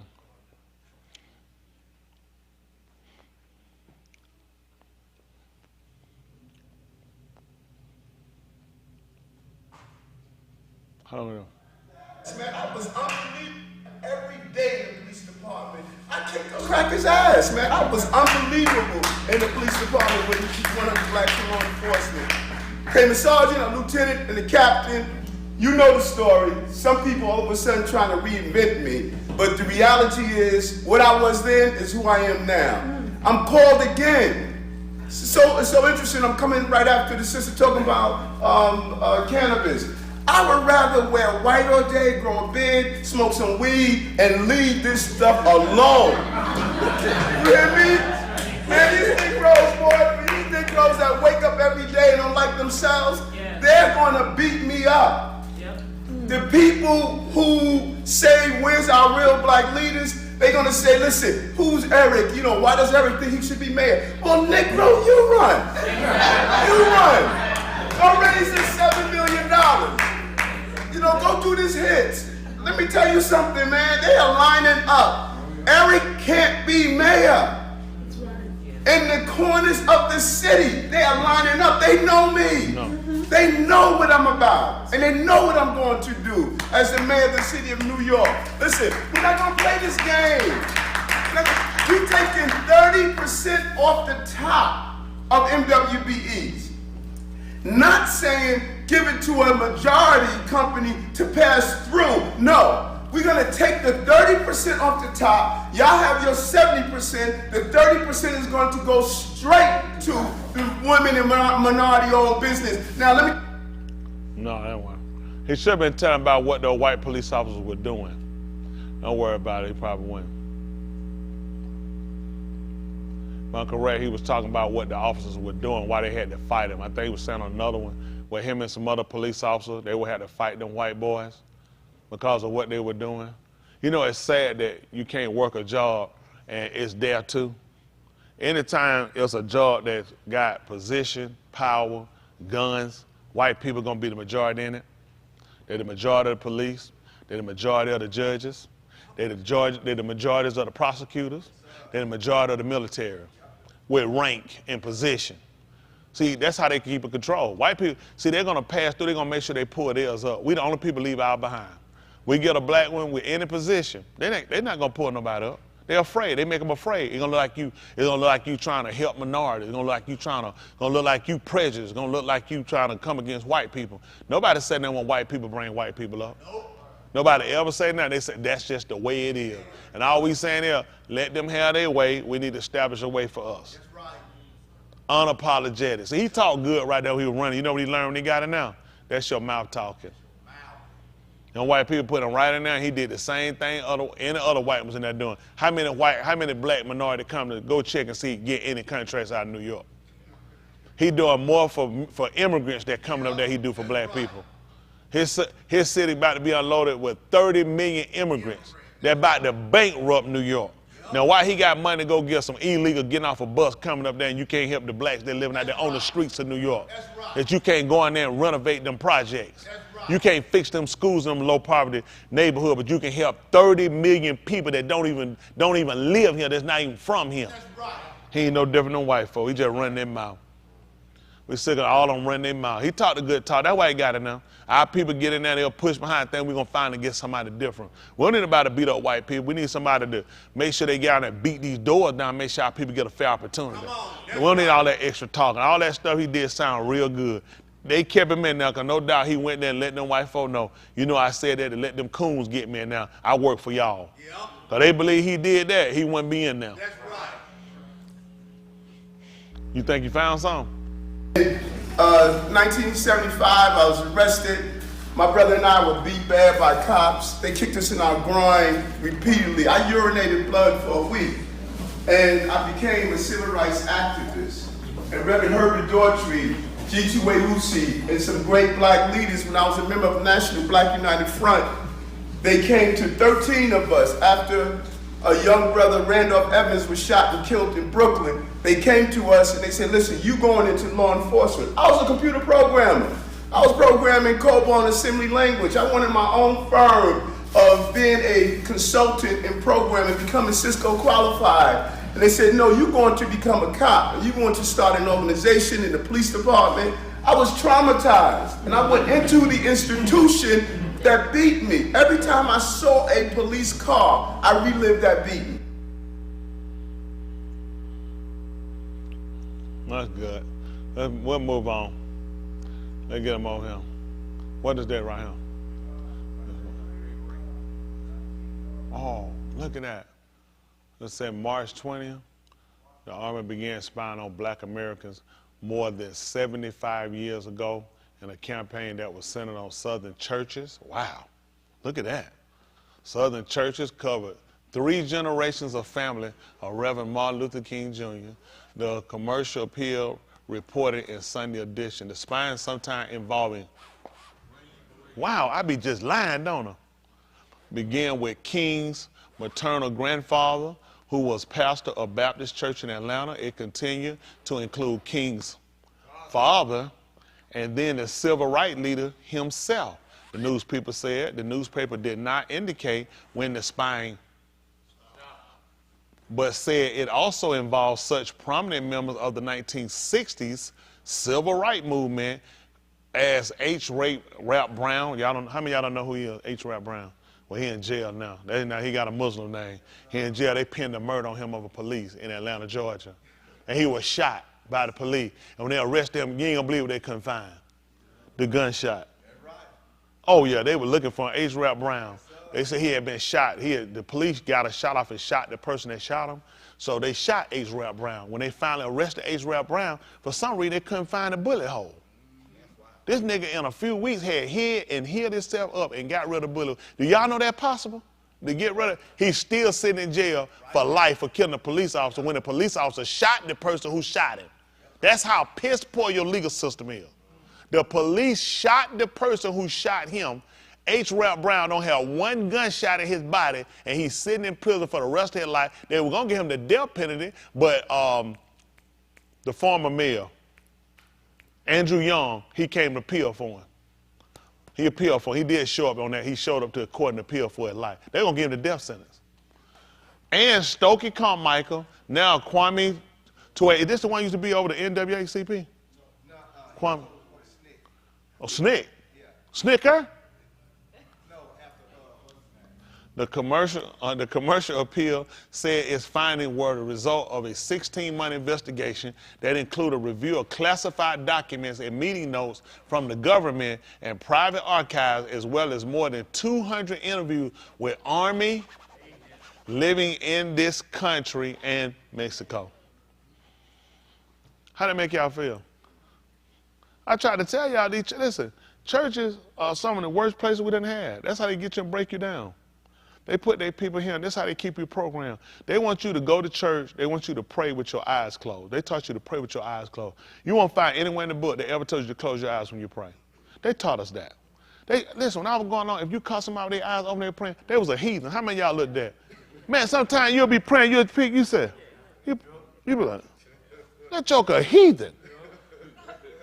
That's how they was. They taught us to pray with your eyes closed. Every night you peek, somebody you look, you say, they ain't got their eyes closed. They're a heathen. You ain't realize, how you know their eyes ain't closed? Because you're a peeking heathen. See, some in you and in them tell them, I need to be watching. The book told you to watch as well as pray. See, they taught you all their programming because they want to keep you from being conscious of things around you. That's how when he whipping you up, how you going to defend yourself with your eyes closed? I'm slapping and knocking you out. You study praying with your eyes closed. This is part of his programming. He gives you the church. The church can't listen. Ain't no church gonna let me come in and talk to their people about it. They don't want to talk about it. They say, we need to be talking about the love of God. Listen, everything this man taught you about religion, you got it from him. It didn't benefit you, it benefited him. That's why he's been so successful in beating you. Look at this. This man can walk out with the freedom of knowing he ain't never got to worry about you uprising. Yep. Listen, the biggest mall we had ends by Sunday. Yep, that's right.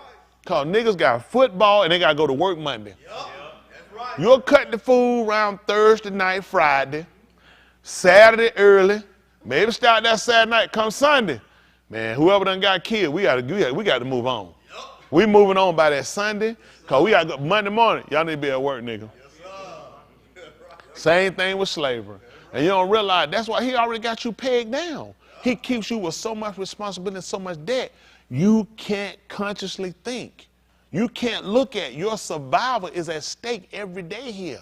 Your existence is in stake, and you don't even care. If he helped me, maybe I'd never talk about it again and just let y'all keep living. When these white folk kill y'all off, and just know I'll be glad, because then you'll see what I was saying when you lay it out on the ground. Because I just can't see why a person will sit back and just let it happen when you know it's coming.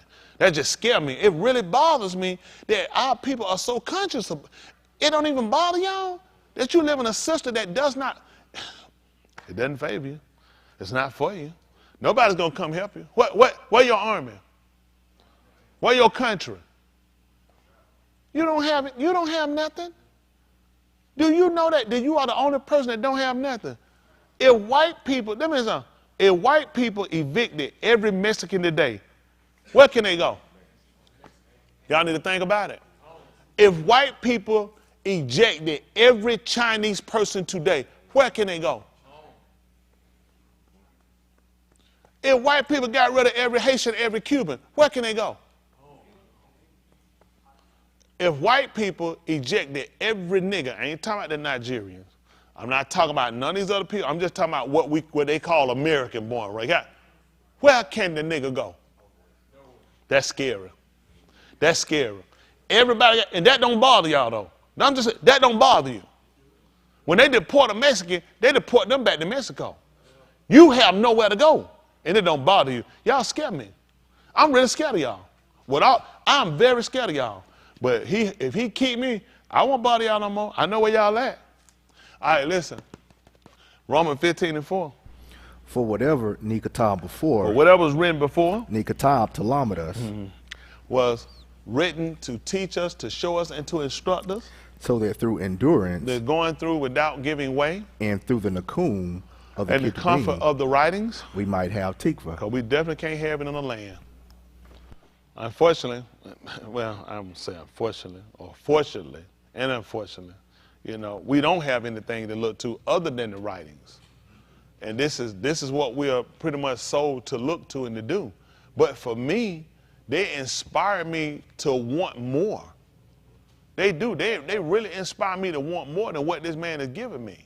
I don't want this man to give me nothing. I want what belongs to me. I don't want to be hand-fed by nobody. I don't want nobody, because he can feed me and he can say, I had enough. I might still want more. I just don't want to be head-fed by no sister no more that I know that's feeding me to my own destruction. And it bothers me to know that we're raising up another generation that don't have a future. What do y'all think they're teaching these kids about history?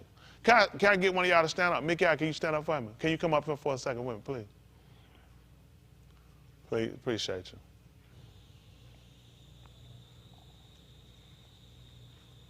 What's going on, partner? Doing all right? Good to see you. Not good to see you, bro. Good to see a colored man doing good for himself. Now, do you get taught history at school? Yes, sir. You get taught in history about people of color? Not yet. Not yet. What grade are you in? 7th. 7th grade. He's not being taught about people of color in history. What color people you being taught about, young man? Mostly in different countries. Of different countries, but not about you.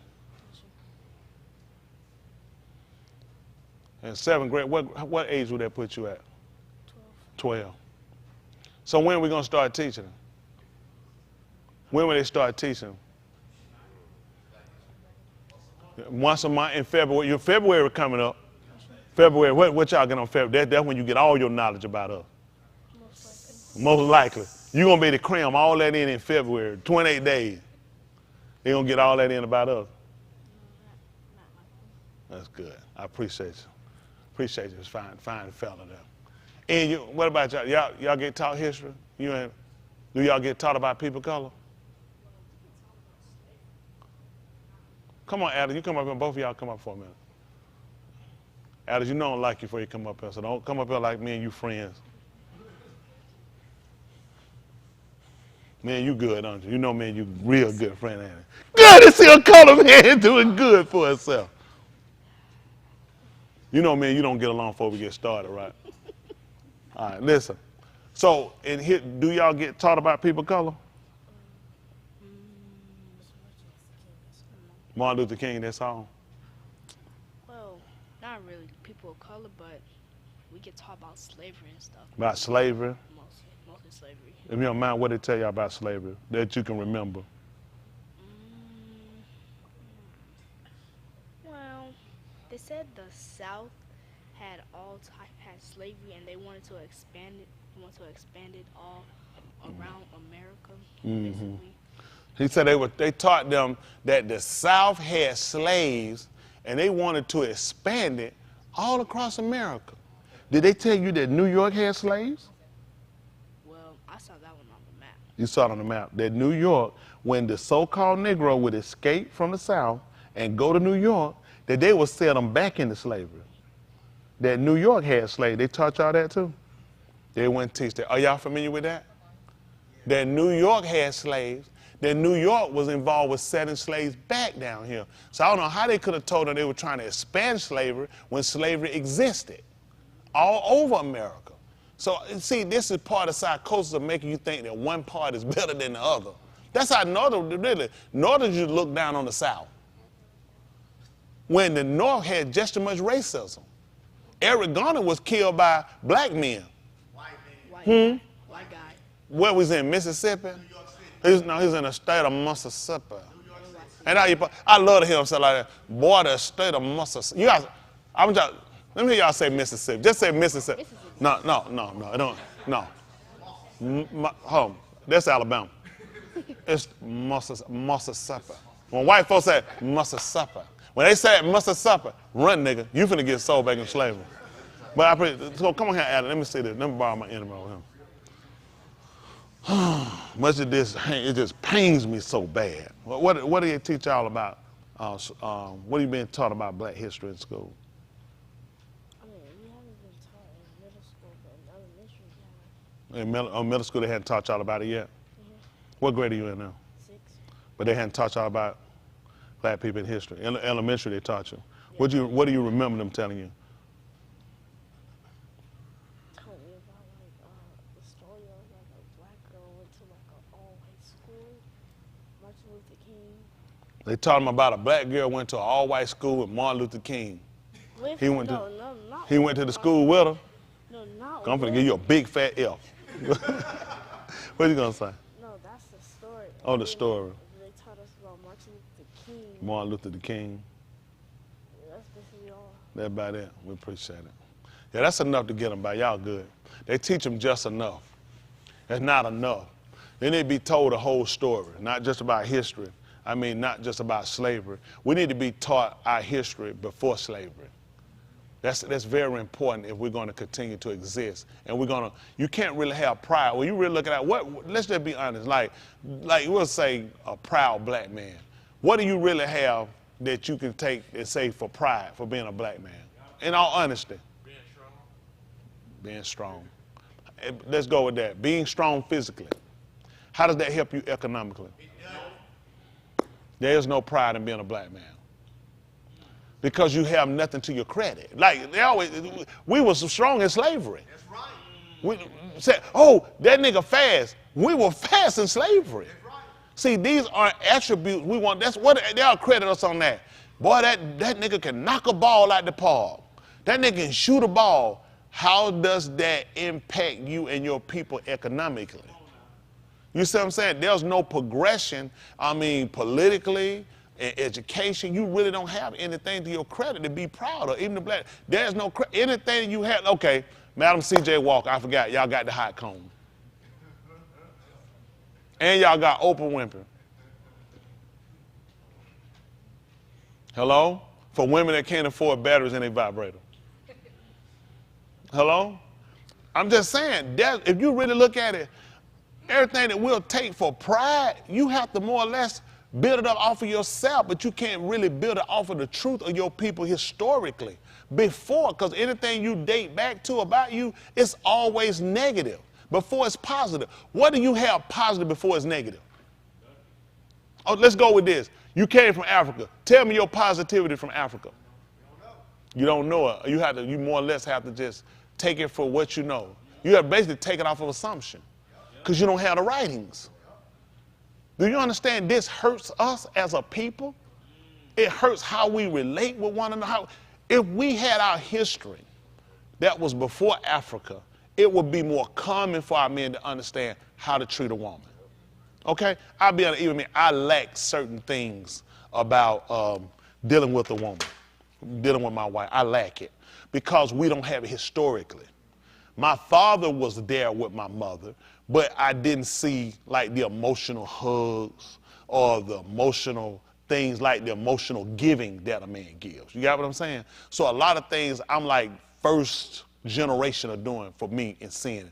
I learned how to, from street, how you talk gab. Like I said, gift a gab to a woman. You learn how to woo a woman. You learn how to get a woman into a relationship. You learn how to talk a woman into marriage. You don't know how to care for a woman in a marriage. And that hurts us because we don't have the historical facts about ourselves. Like in a Kibalon they call Africa, when there's a divorce or separation, there is no argument. The man gets the kids. When I saw this on television this year, it blew my mind. I watched a documentary once. The man got out of prison. They were showing this, where they show this story, he got out of jail, right? They released him from jail. He walked all the way to the house. When he walked there, he walked up there, he walked to the steps, he stood there. The mother she came out the door, she brought the son out the door, she gave him his bag and put on his back. His daddy turned around and he followed him, he left. They said, listen, his daddy, he ain't come in the house. He came and he stood right at that door like this. The mother went right in the house. He didn't have one conversation.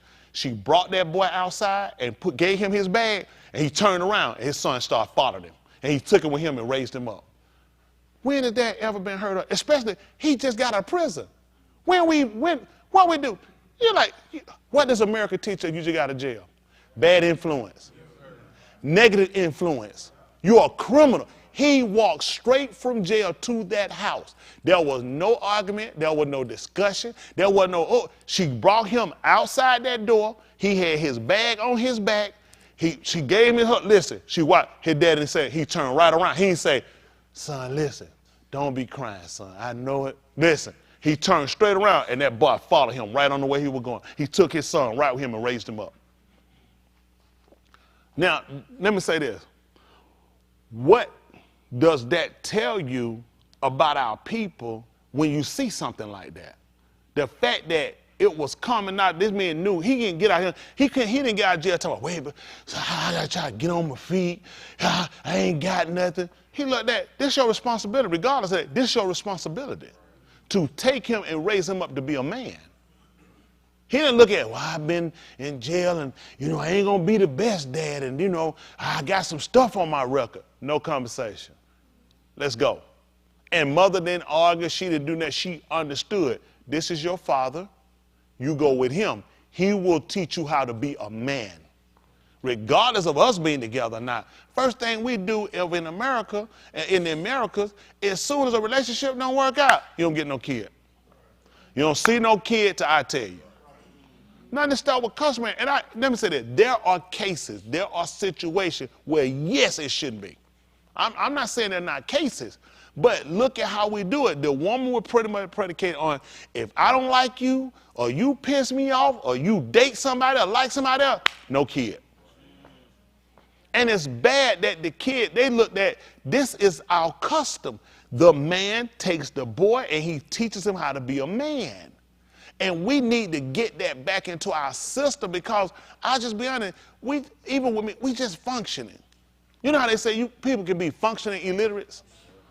Because they've been driving on they learned that the red sign is stopped. They don't know how to spell it.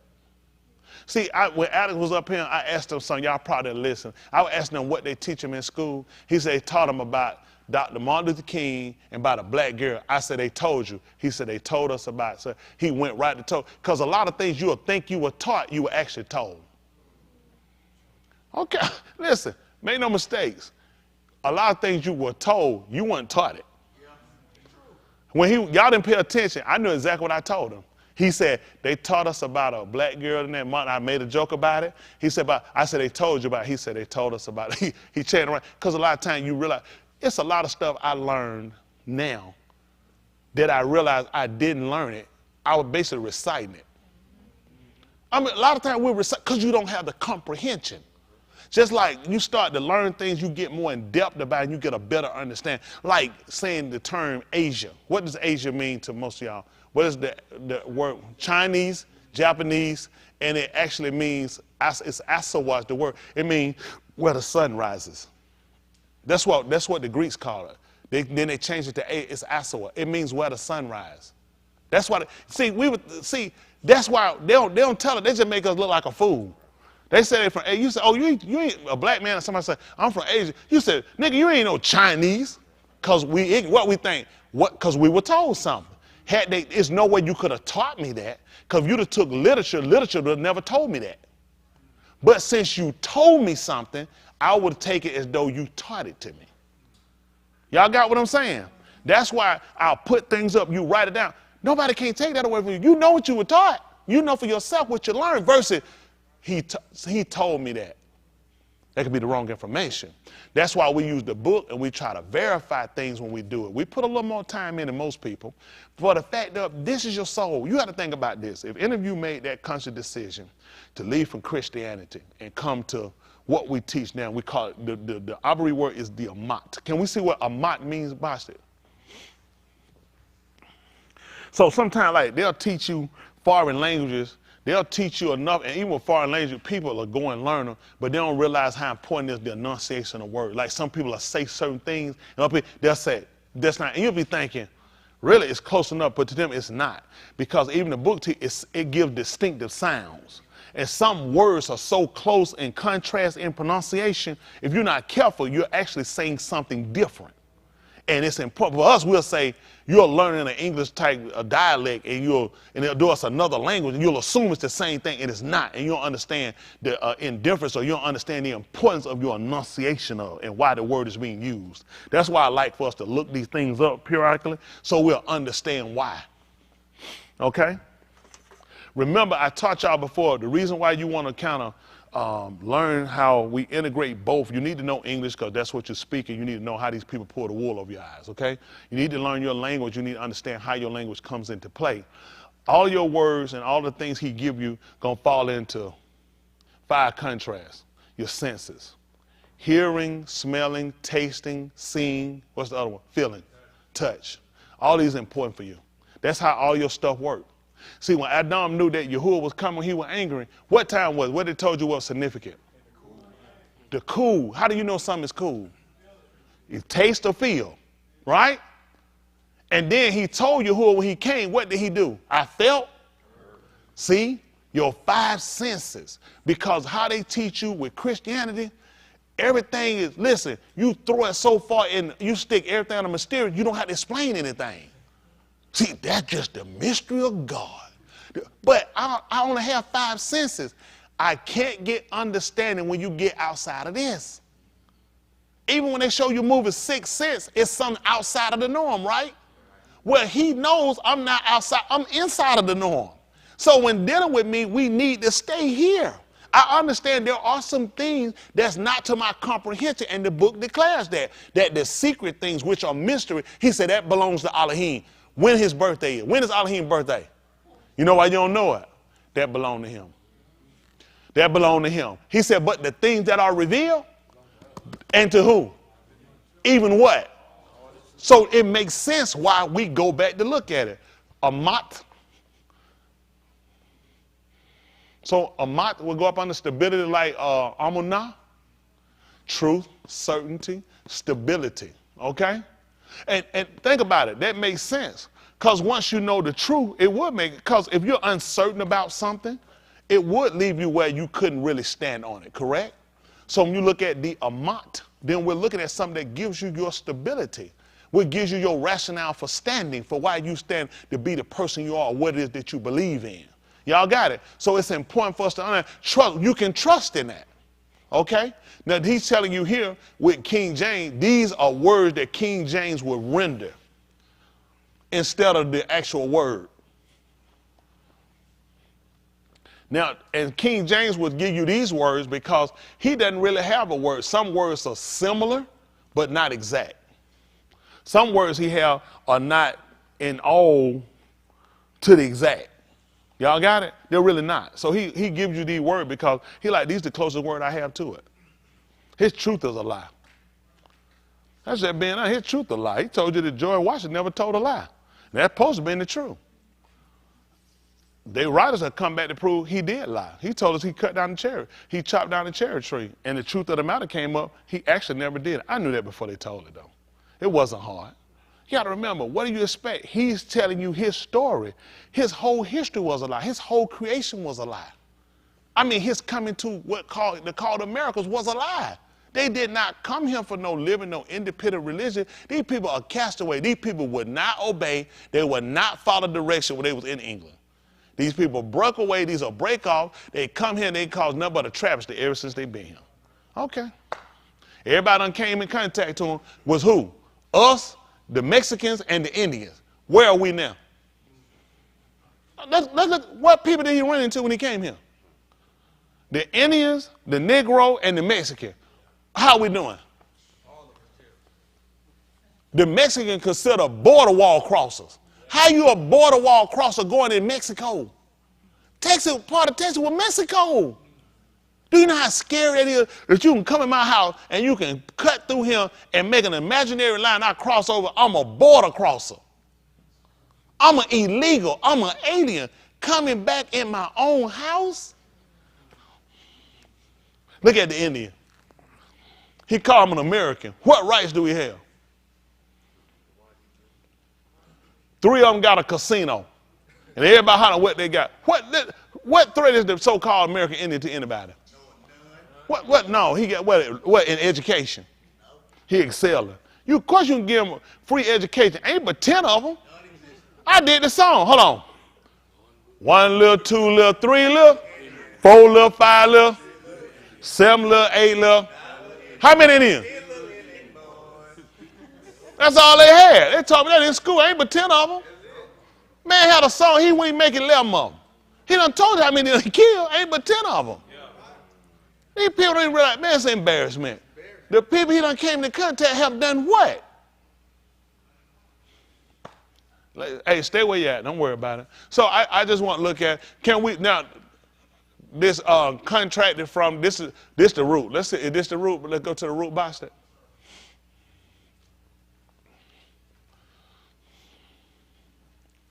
Aman, to build up or support, which is similar to our amunah, correct?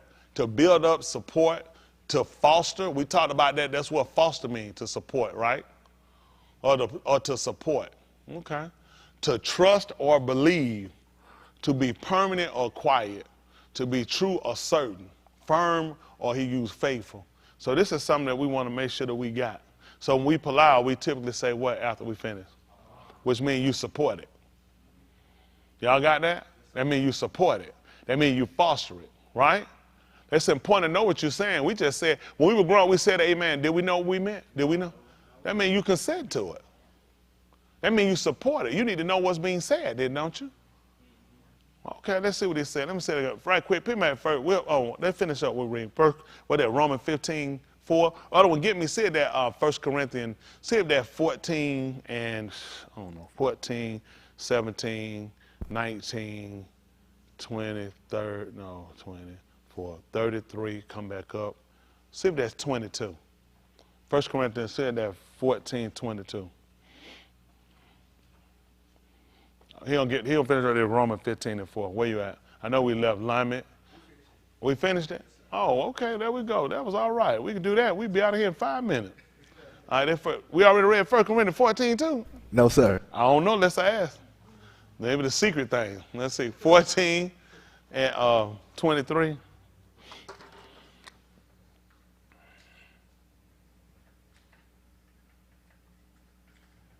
Now, when I come in here, I don't have nothing to say for sure. About it, y'all know I moved on. But I'm still for the liberation of it. They ain't going nowhere, though. I'm going to listen.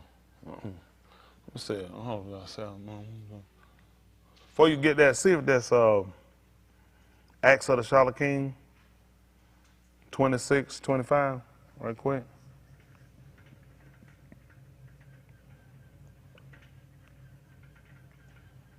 '26, the last book. 28, 26.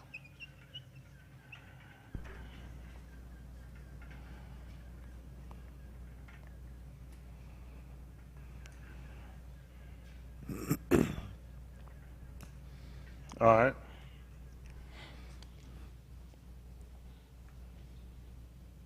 All right, listen.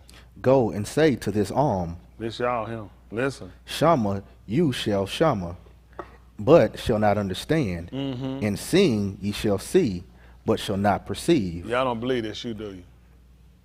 Because I tell y'all some things that you need to be listened to with the intent to do. This is you guys. And I tell y'all, it ain't just him now. I see it here, but this is kind of globally with our people. This is just where you're at. And I shouldn't get upset and I shouldn't be angry, but unfortunately I hurt because I want better for everybody. And people should understand nothing's going to change unless we change it. The reason why nothing changed, they're just being honest. If it's not a problem with you, I mean, you don't have a problem with it. Why would it change? This is the way it's always been. This is how they justify what they've done for years. It's always been this way. You know, when they'll tell you what people done in the past, they'll tell you that's how things were back then. Ain't Smith, y'all call it a kid Mr. That's how it was back then, right? And the kid called you Miss Smith, Miss Clayton. What did the kid call you? What's the problem? Let me ask you a question. Cool, by something. Alice goes over and call her, hey, Beulah. What you gonna say about that? She said, probably slap that right. Call why? Why would you do that? You're exactly right. But see, back then, that's how it was. See, that's how they justified. There's never been respect for you. See, y'all younger, a lot of us younger, we don't understand. Can y'all imagine a little kid? What would happen if you didn't call that little kid by their first name? They was like, if they were smaller, you could, but when they got like teenage then, you had to call them Mister. They real smart. Can y'all imagine that? I'm 54 years now. I got to call some little whippersnapper, 12, 13 years. I got to call him Mister. I got to call some little girl, and they call me, hey, Henry. Henry, can you get over there and... If there's no respect with the name, would there be respect in asking? That when he may come with it, would it make sense to ask since you already don't have the respect? See, this is what I'm trying to, I just want y'all to understand. If we don't be careful, this is where we're going. This is where we're going. See, they taught their kids there was no respect for us. What do you think the purpose of that was? I don't want you to have respect for these people. Why y'all think? Ask yourself, how could this continue this long? Okay, let me ask y'all something. Let's do this. Alabama, football team. Yes, sir. What they known for? Football. Winning. Now, let's do this. Any football team is known for football. You hear this? I had that man, what was Alabama football team known for? He said, football? No, football. There's got to be one in the crowd. They've been known for winning. Do y'all know why? They have a system that they have implemented that they constantly use to ensure them wins, okay? America is known for its racism and disrespect for people of color. Do you know why? They have a system that they implement to ensure that there is never a high level of respect given to you or an advancement. Every time Alabama, what they say? How they win all the time? How every time you look around, Alabama in it. Alabama, because Alabama practice, eat, and sleep football. Winning. They keep that in their minds. You are winners. You have to tell yourself that. You think he sent them out there and said, I don't know, guys, we probably not going to win. Never happened. Never happened. So there's a mentality that you have to do that. There is a mentality in the system of America, the reason why you're not advancing. This is not what you thought. Hard luck, misfortune, lost opportunity. Stop saying stupid stuff. That's stupid. You don't have hard luck. The system is predicated on you not advancing. What is the NAACP? What does it stand for? For what? Advancement of. How far have you gone? That's why the system's still in play. Because they're not going to let you advance. As soon as you start advancing, they're going to take the organization down. What happened to the Black Panthers? Because they were for your advancement. You don't need the acronym. All you got to do is the work. They stopped them. They were teaching your people, they were teaching our people to defend and fend for themselves. They didn't teach, as far as I know, I didn't know about them teaching to go kill white people. I'm not familiar with that teaching, but they taught you how to become more self-sufficient. The system can't work if you become self-sufficient. The system needs people to be dependent upon it. Yeah. That's how the American system continues to work, based off your debt and your dependency. Okay. No, these folks don't know. You need dependency. You need dependency. Okay? That's how their system works. They need you to depend on it. They need to give you fear. When you get fear, you know what you want? Protection. I give you more police, white police. I give you more government implement plans. I put in more laws that you'll find out they'll hurt you in the long run than that more than help you. That's how they get everything across you, based off of fear. Don't worry about it. Here you go. Go and say to these people, this y'all, hearing. You shall not shama. But shall not. How do you hearing? This is in a continuation, right? With ing? Yes. Suffix, continue. That means you'll continue to hear. Ye shall shama, but shall not understand. You're being told something, you're not even being taught. And seeing you shall. See. This ing means continuing. Things constantly keep coming to your sight, and you still don't get it. But shall not perceive. You have no depth of perception. Let's look at the please, Boston. Let's look at our Aleph, the the definition of it, and let's look at how important this stuff is. This chart, and this is something I love. This we talked about before. This is the ancient of your writings. Okay, this is called the ancient, what they'll call the hieroglyphs. This is the ancient. This is how early man was believed to have written. Okay, pictogram. The pictures gave you an identity. In identity, you had association with the picture. That's how you understood things. So you understood by, you ain't gonna believe it, perception. Based off of the bakar, which is the Abari word, that they'll say the English word is the ox, okay? Just with the picture of the ox, what did they know?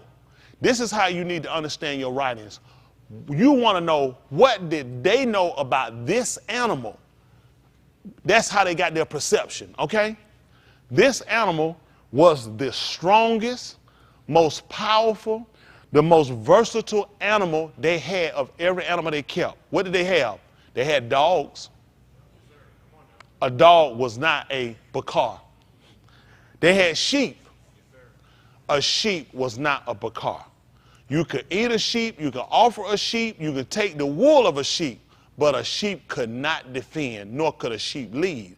A sheep needed a shepherd, not a bakar. A bakar could defend.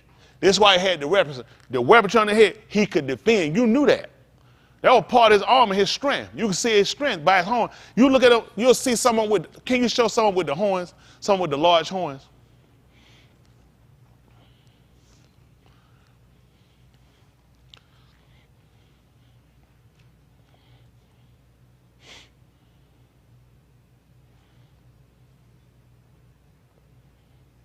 Look at this.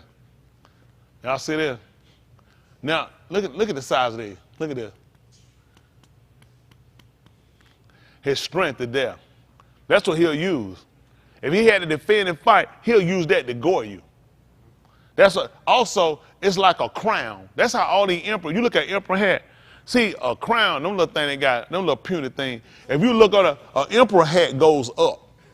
Now, you look at them now, they look ridiculous, they look fun. White people done took your imagination. So they give you that little white little cream crown, and you think that's what they wore. Nobody wore that junk. They wore an emperor's hat that would go up and which would resemble the bakar. So that's how you knew who he was. You look at his defense, that's his strength, that's his armor. The same way when you look at an emperor, his hat let you knew this was a person of authority. This was a person that had majesty. This was a person that should be reverenced, should be respected. This was a person that was a ruler and a leader. That's what we knew about the bakar, okay? So when you look at seeing this, is this something you want to run up and slap him? What tell you not to run up and slap him? If a man had an emperor hat, you know what you'll know? That ain't the guy you want to put your hands on. That guy is somebody, and you'll get yourself killed. Your perception will tell you that from your sight. Got it?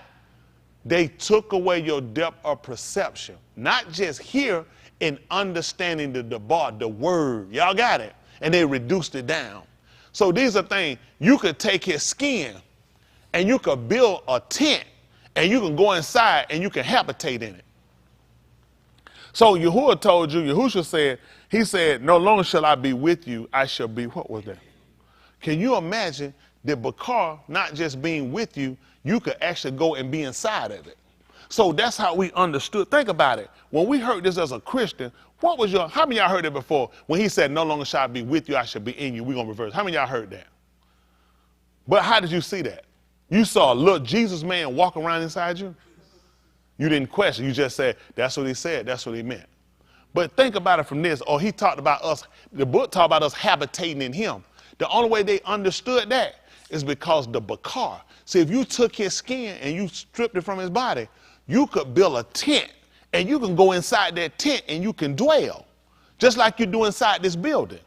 So when Elohim told us that he would be our habitat, he would become a place that we could habitate in, you go in your mind, start thinking about a building with some cathedrals and lights in it. No, they saw it plain as from here. They understood it.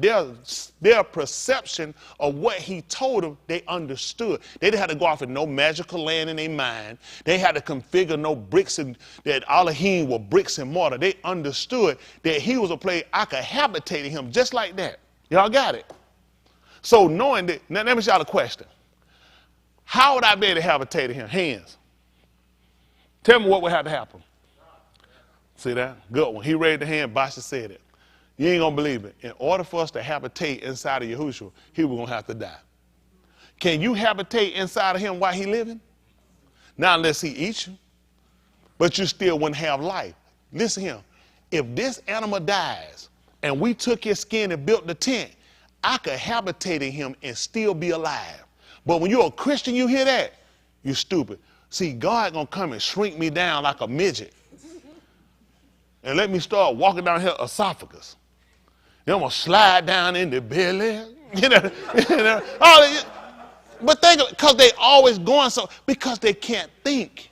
It made no sense to tell them something that they could not perceive. Otherwise, I wouldn't get a genuine, they couldn't get a benefit from it unless they understood it, okay? So that's their perception when they saw this animal, okay? Let me see it again, the bakar, the olive. Also, they knew that just showing the head, see, they knew what associated with it. I didn't have to draw the whole body. They knew what goes along with this, okay? They knew that he was strong. That's right. When I said Elohim is a beer, that means he's powerful. They knew that he's a leader. So guess what? When he brought them out of Mizraim, guess what he did? He said he did. How did he say he got them out of Mizraim? He said he led them. Some told you to say mighty right hand when we. Well, I mean, he did talk. He talked about when he talked about he brought them out by a strong and a right hand. Then you start to look at the hand. It's typical how you look at the hand, which is the yard. Okay. Let's see the yard. Y'all see this? See the arm? You see how they did the hand? Nano, mark from ark. Y'all see the arm bent? That's the yard. Okay? So typically, what can you do with your hands? You can build something. You can make something. You can destroy something with your hands. The hand. So when they understood, when he told me he brought about a mighty hand, they saw what he did in Mizraim. He destroyed it. So they knew that his hand was strong. They knew that he was a leader because he brought them out. And because he brought them out, he allowed them to be hungry. Y'all know why? Let's see right quick. At the book of Allah Dabarim, the 7th chapter. 7 and 1. Let's see what he say. See, these are things you need to look at. They're basic, but they're basic enough to help you to get an understanding as you continue to grow. Okay?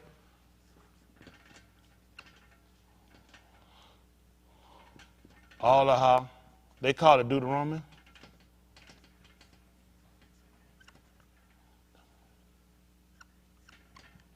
Let me see. Might be 8. Let's see. Might be 8 what I want. Is it 8 what I want? Let's see if it's 8. Let me see. Might be 8 and 1. Let's see. It's 8 and 1. I'll change it later. Listen. All the Amar that I am Amar you, this you shall be careful to do. See that? So now think about this. So this is what you got to pay attention. All the commandments that I am commanding you, which is Amar, you to do today, you shall be careful to do what? To do. Which means I'm going to be able to be hearing it and not hear? What that mean I need to be doing? Hearing with the intent to do. You need to hear with the intent to do. Which means somewhere along the way, somebody got them off. Amazing. Look what he told them. Everything I'm telling you to do. When he told you, you're going to hear it, but you're not going to perceive it. You're going to be hearing it, but you're not going to hear it. You're going to be seeing it, but you're not going to see it and perceive. See, so that tells you along the way, something happened, didn't it? Because why he ain't telling me this now? Which means somebody had an ear to hear, and somebody had eyes to understand, to perceive. Because all of the commandments that I am commanding you today, you shall be careful to do them, which means you let something in. The break had to be you. Listen. That you may kai and multiply. This is going to be important right here. Because if I do this, if I do exactly what he told me and be careful about it, then I'm going to do what Adam was supposed to do. That's right. He was supposed to continue to live and multiply. See, everything in the gun, what they call the garden, when he made it, you know what he told after he made it? It did what he told him. He said, let the grass come forth. And the grass didn't hesitate. So the grass did it when? The next day? Right then. Everything he told you it happened that day. Because then he let you know a timeline, didn't it? He said, let the ma'im, the water, bring forth the living creatures in them. And it gave you a timeline saying it happened that day. Y'all don't know. Now he's telling you everything that I'm telling you, you're going to do that today. Then after he saw it do it, guess what he told to do? Now multiply. Which means your numbers going to increase. And when your numbers increase, it should be repeating the same actions. Everything I tell it to do it so you can kai, live, and you multiply. Okay, let's see. And go in and possess the Arath, which Yahuah Shabbat to your Abba. See that? He keeping his word. That's what he vowed to him. Listen. You shall zakar all the Darak, which Yahuah your all has led you in Bamidbar these 40 shanim. Let me ask you a question. Now, that's amazing.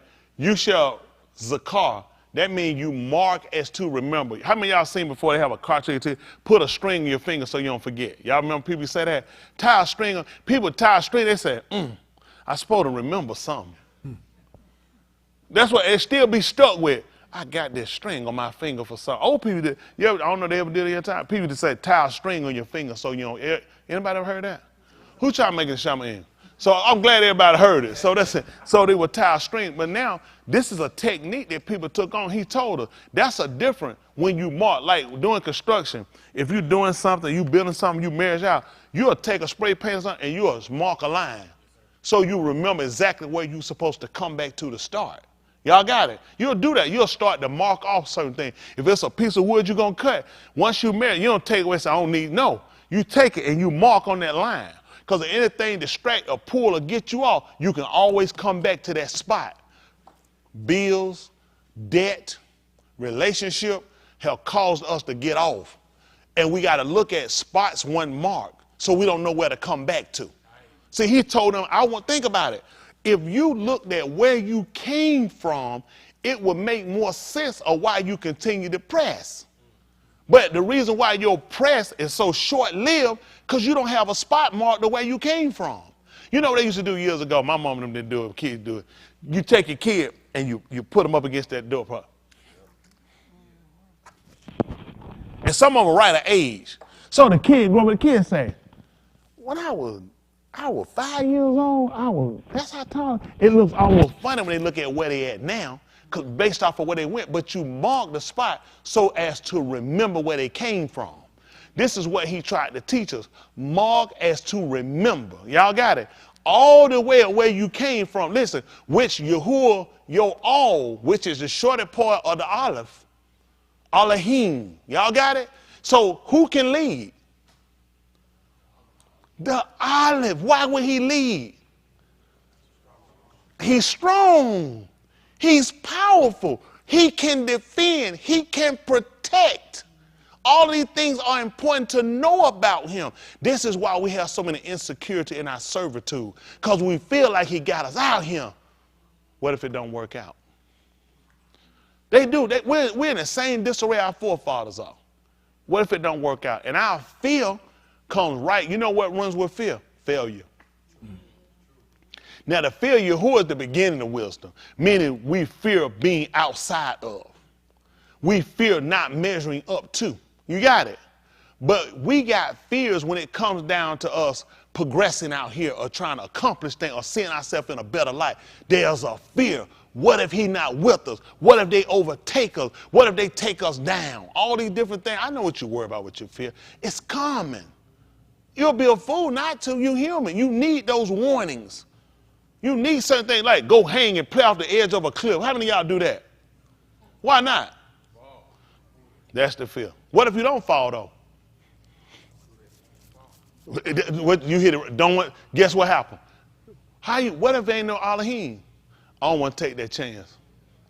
They're like, I don't want to take that chance. I'm going to take the chance that everything he told me is right. And he made it simplistic enough to where I can measure it out with things that we would call, but people don't have, common. Common means something that's related, something people can, relate. When you say something common, somebody say, hey man, I got a blue car. Seriously? You know how many blue cars it is? That's common. Y'all, certain colors are common. Certain things are common. Y'all got it? When it come down to certain things, he made it where every individual can understand it if you're honest. Okay? Let's see. Come on. In order to humble you. Listen. Hold on. Bring it down. And we're gonna look at what humble is. Okay? In order to humble you, what else? To test you. To do what? To know what was in your law. Listen. Whether you would keep his amar or not. Now, this is what you want to think about. Now he's going back, allowing them to realize something. If you go back and look at where you came from, and look at all the different things that you encounter, how many times I fainted. I fainted several times. I did. I fainted several times. I didn't quit.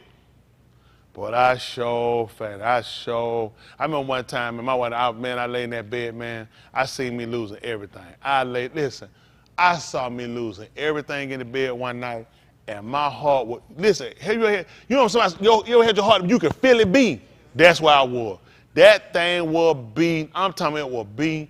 I had counted, listen, all I seen was, I'm going to lose my house. I'm going to lose everything. This is it. I was laying in the bed just thinking about my truck, bro. I said, this is it. This is it. And my heart was beating so fast, it's like he just gave me a calm. It hadn't even happened yet. But I had already, listen, where I was right then, I could have moved my furniture straight out the house that night while they was asleep. I said, ain't no use of waiting. It's lost. Had missed a note.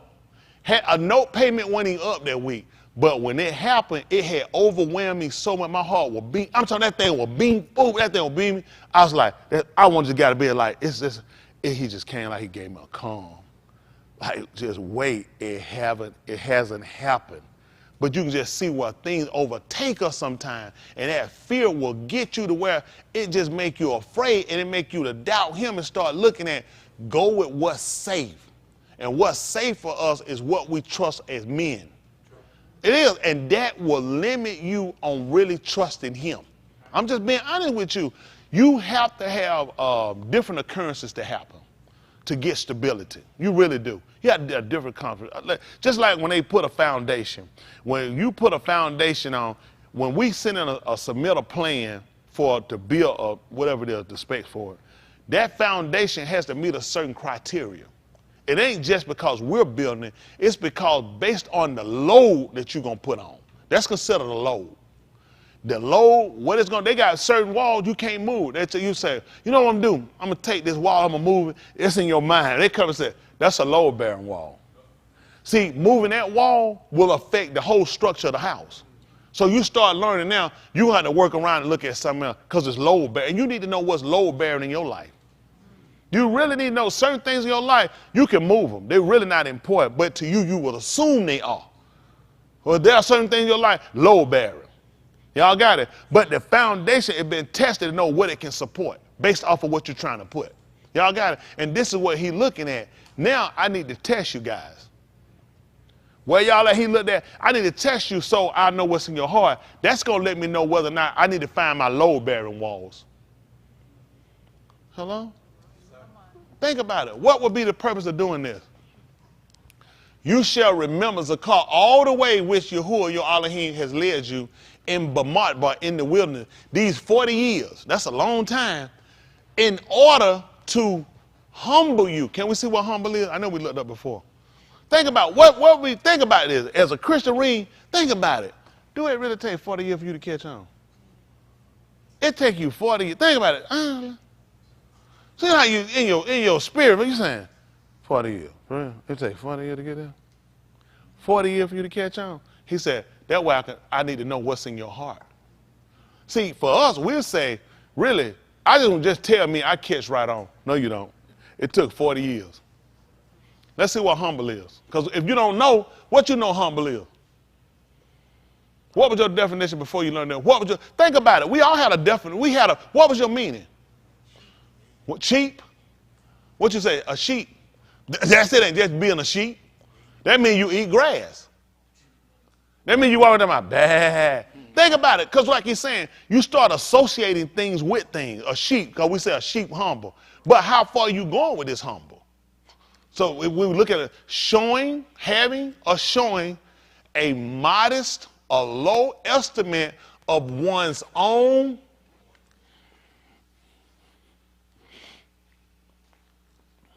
Now, let's just be honest. Who wants to see themselves as unimportant? What would be the purpose of it? Because let's think about it. You flesh too now. Let's be practical, okay? Why? It's kind of like even this. Why I got to be nothing for you to be something?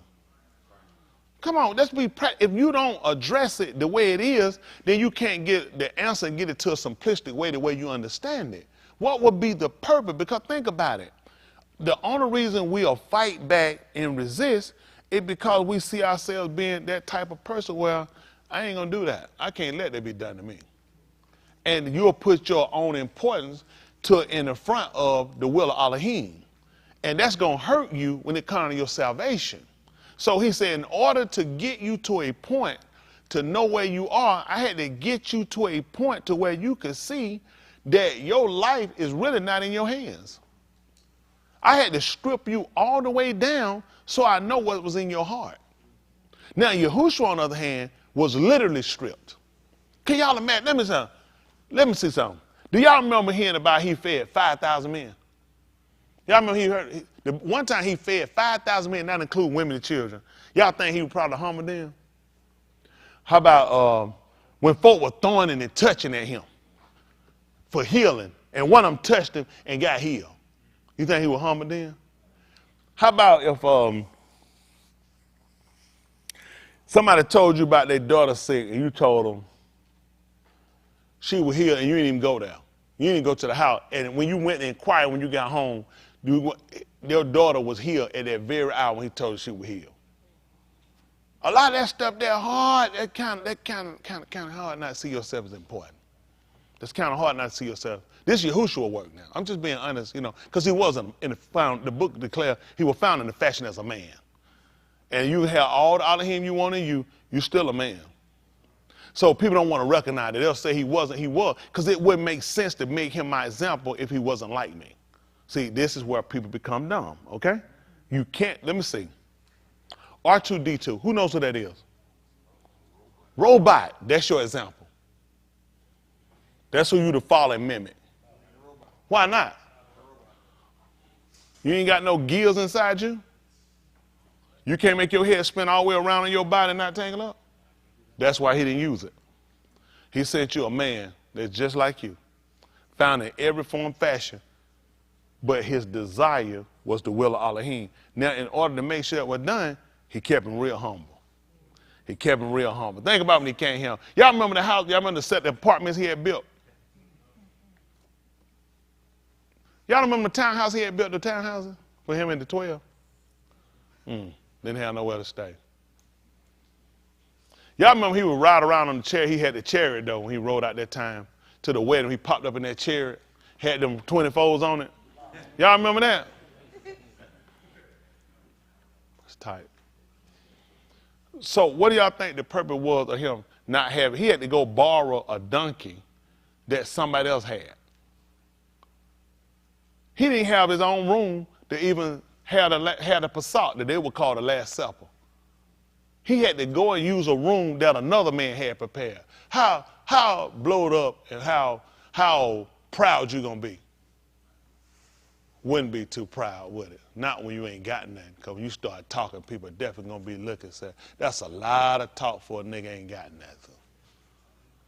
But in order to know what's in his heart. See, a lot of time what we don't consider why he put in certain places, he didn't know what's in our heart. And the first thing we do, he don't love me. He don't want me to be saved. Think about it. If I don't have a car, what other reason would it be? Think about it. If I don't have no extra cash, how he gonna love me? How he want me to say, I ain't got no extra cash? Or is it he want to know what's in my heart? See, if we don't understand it and know it that way, what else would my mind logically lean to? Why y'all think so many people give up and quit? Because we always base the things we have on our salvation. Other people got it. Like when I went to that man for them gloves, what you think I looked at? That white boy got some. I want to know why I ain't got none. Even though that was you do. People don't lie to yourself and act like you don't. You're human. You're going to question. You just need an answer. So now I know how to process things. Got it? Sometimes you might not ask out, but inside yourself, you ain't stupid. You know, and guess what? You definitely ain't smarter than him. He knows. That's why it's important for us to be realistic. That keeps us from fainting and falling. So having or showing a modest or low estimate of one's own, let's see, 19, Yahuah 19 right quick, 19. Let's see that 19:18, Yahuah. Let's see what did all that do for him. How about that?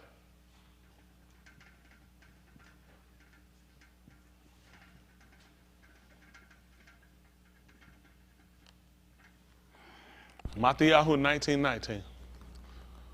I'm sorry, take me up to 17. Listen. And he said to him, what happened? Why is it that you ask me about what is tube? Hold on, take me to 16. Listen. Behold, a Ish approached him. You said a man came up on him. And said, what did he say? Tube Moray, what is the tube thing that I must do? Moray, for those looking, that's the word for teacher. Moray. Moray is him. Moray is the Abari word for teacher. That's what the teachers are Moray. Now look what he called him. They put it in brackets. What kind of teacher? Good teacher. What happened? What is the tube thing that I must do to acquire Alam Kai? Mm-hmm. And he said to him, hold on. Go ahead. Why is it that you ask me about what is tube? What happened? There is nothing tube but one, and that is Elohim. Hold on for a minute. Hold on for a minute. But the man called him good. Who the man called good? Elohim or Yahushua? Why would Yahushua tell him about Elohim? He was trying to show his humility. Make himself the man told him he was a good teacher. Was he a good teacher, y'all? Do we agree he was a good teacher? That he is a good teacher? Why would he say, you right, dude? Why didn't he say, word up? You own it. He said, Amen 1, 2. That's Elohim. What that made, so how did that make him? What was the importance about it? He made it like he had absolute no importance. There's a significant reason why you would do this. The book declares that if you humble yourself under the mighty hand of Elohim, you don't believe what happens. He'll exalt. Exalt meaning to take up. How y'all think he got out in 3 days? See, when he was on the tube, you know what he recognized? This had nothing to do with you. I have fallen under the hand of Elohim. Even Daud asked for that. When Daud numbered the people, and he asked Daud for 3 recompenses, choices he had. He was gonna put him to flight against his enemies, or he was gonna cause a pestilence to come in on the 3 days, or fall in the hands of Elohim. And he said, let me fall in the hands of Elohim. He said, my enemy is cruel. Guess what was gonna happen? What was gonna happen? That's exactly right. Guess what Yahushua learned? Daud was his Abba, his daddy. So guess what he was gonna do? I do the same thing my father did. Let me fall in the hands of Elohim. He will exalt me in due time. See, we know that these natural things, and this is something I do. I really work hard to try to, people don't know, y'all really don't know how much scrambling, how many agreements I have to make and stuff I do. Because I'm really got my mind fixed on putting some stuff together. and putting stuff together. I'm talking about not just our salvation, but I know for a lot of y'all, it'll mean the world for you to get a financial breakthrough. Really, I know it would. And I know if finance it's not salvation. It really not. You'll catch on and you'll see later that when you get things won't do them but give you more responsibility. You'll learn. I know a lot of y'all thinking, man, if I get it, it won't be what you're thinking. Very few people can contain having money and salvation. Very few people. That same young man who asked him about what was good, that same young man walked away and left everything because of his riches.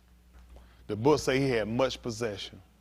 Now think about this. He said later in reading, he said he kept every one of the Amar commandments from his youth up. Ever since he was a child, he wanted to know what lack he. And Yahuah said, take what you have, sell it, and give it to the poor, and you shall have treasures in Shamaim. What was he trying to get him to do? Hands. That's all right, you got it now. See, you raise your hand after, so it counts. Isn't that right? So what you did, you declared the end at the beginning. You supposed to get the answer after the hand. He gave the answer, then the hand. But no, but you were going to say the same thing. But think about this. Really, as a him, you thinking, so you can't have nothing. No, that's not the problem. Stuff can't have you. That's why we fall short. A lot of people don't realize why you have. Y'all, let me tell you something. A lot of people in here feel like that. Things they got have them.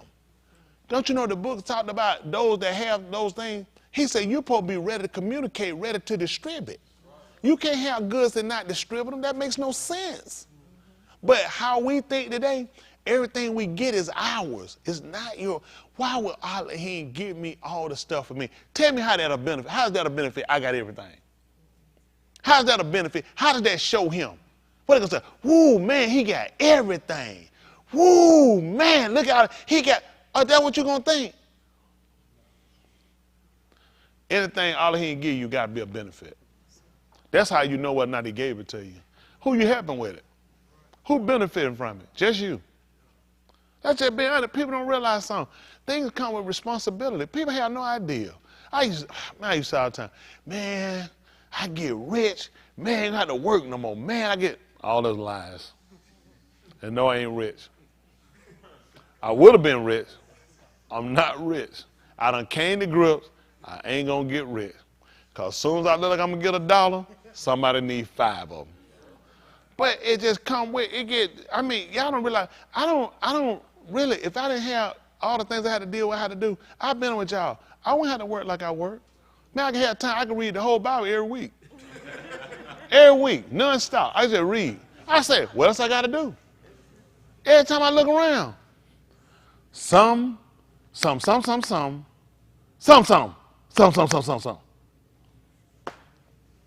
Back to work.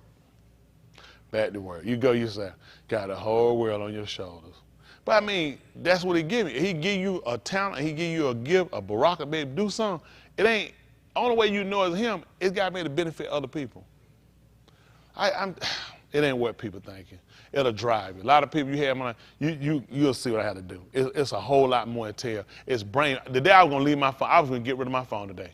The day I was done with that phone. I think I told you then, I told you today about my phone. I said, you know what? I'm about to be done with this phone today. I really feel like I don't need a phone no more. It's time to put down a phone and I'll just meet somebody at a phone booth. I'll meet you somewhere. I'm telling you, the day it just burnt. That thing was like, it's like, seriously?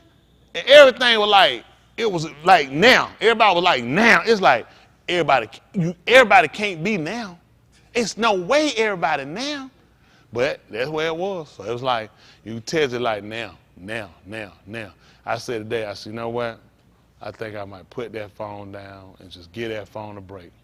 But then, truth come back, nigga, you can't do that. I sure like to. I want today, I said, I started leaving at home. I'll see you another day. It just burnt me today. But it comes with a lot of stuff you got to do. And I say that to say, he put us in a situation so it keeps us humble. Just like with him, that guy had no idea. He told him if he sold everything he had and gave it to the poor, he was going to have riches in Shamaim. Don't you know what that meant? That means I'm going to raise you up. You humble yourself. Stop seeing yourself as so important that you can't distribute, you can't give, you can't help. I'm going to raise you up and I'm going to set you somewhere better. A lot of us, that keeps us from salvation. And I know for a lot of us, and I'm still working to do what I'm going to do because I know what people need. And I know for a lot of people, you just got to see for yourself. Your life ain't bad as you thinking. He only been trying to humble you. I don't believe that everybody need to be poor. I'm not a believer of that. I believe when everybody get the understanding, that's your first part of being rich. Rich is not money. Anybody rich will tell you they ain't rich. Not until they get so much, and the people that got so much can't ever stop getting enough. They can't. See, they don't have a place value the way they look at, I'm content. I don't need a whole lot. I don't do a whole lot. Anytime y'all see me, I got on sweats. Most time I got some Yahuah with them jeans, them things so uncomfortable, I don't even wear. I got some jeans. Listen, I'm not interested in wearing no jeans. I put them jeans on, it feel like I'm walking in cardboard. I rather put on some sweat. All I want to do, I just want to go. I just want to serve Yahuah.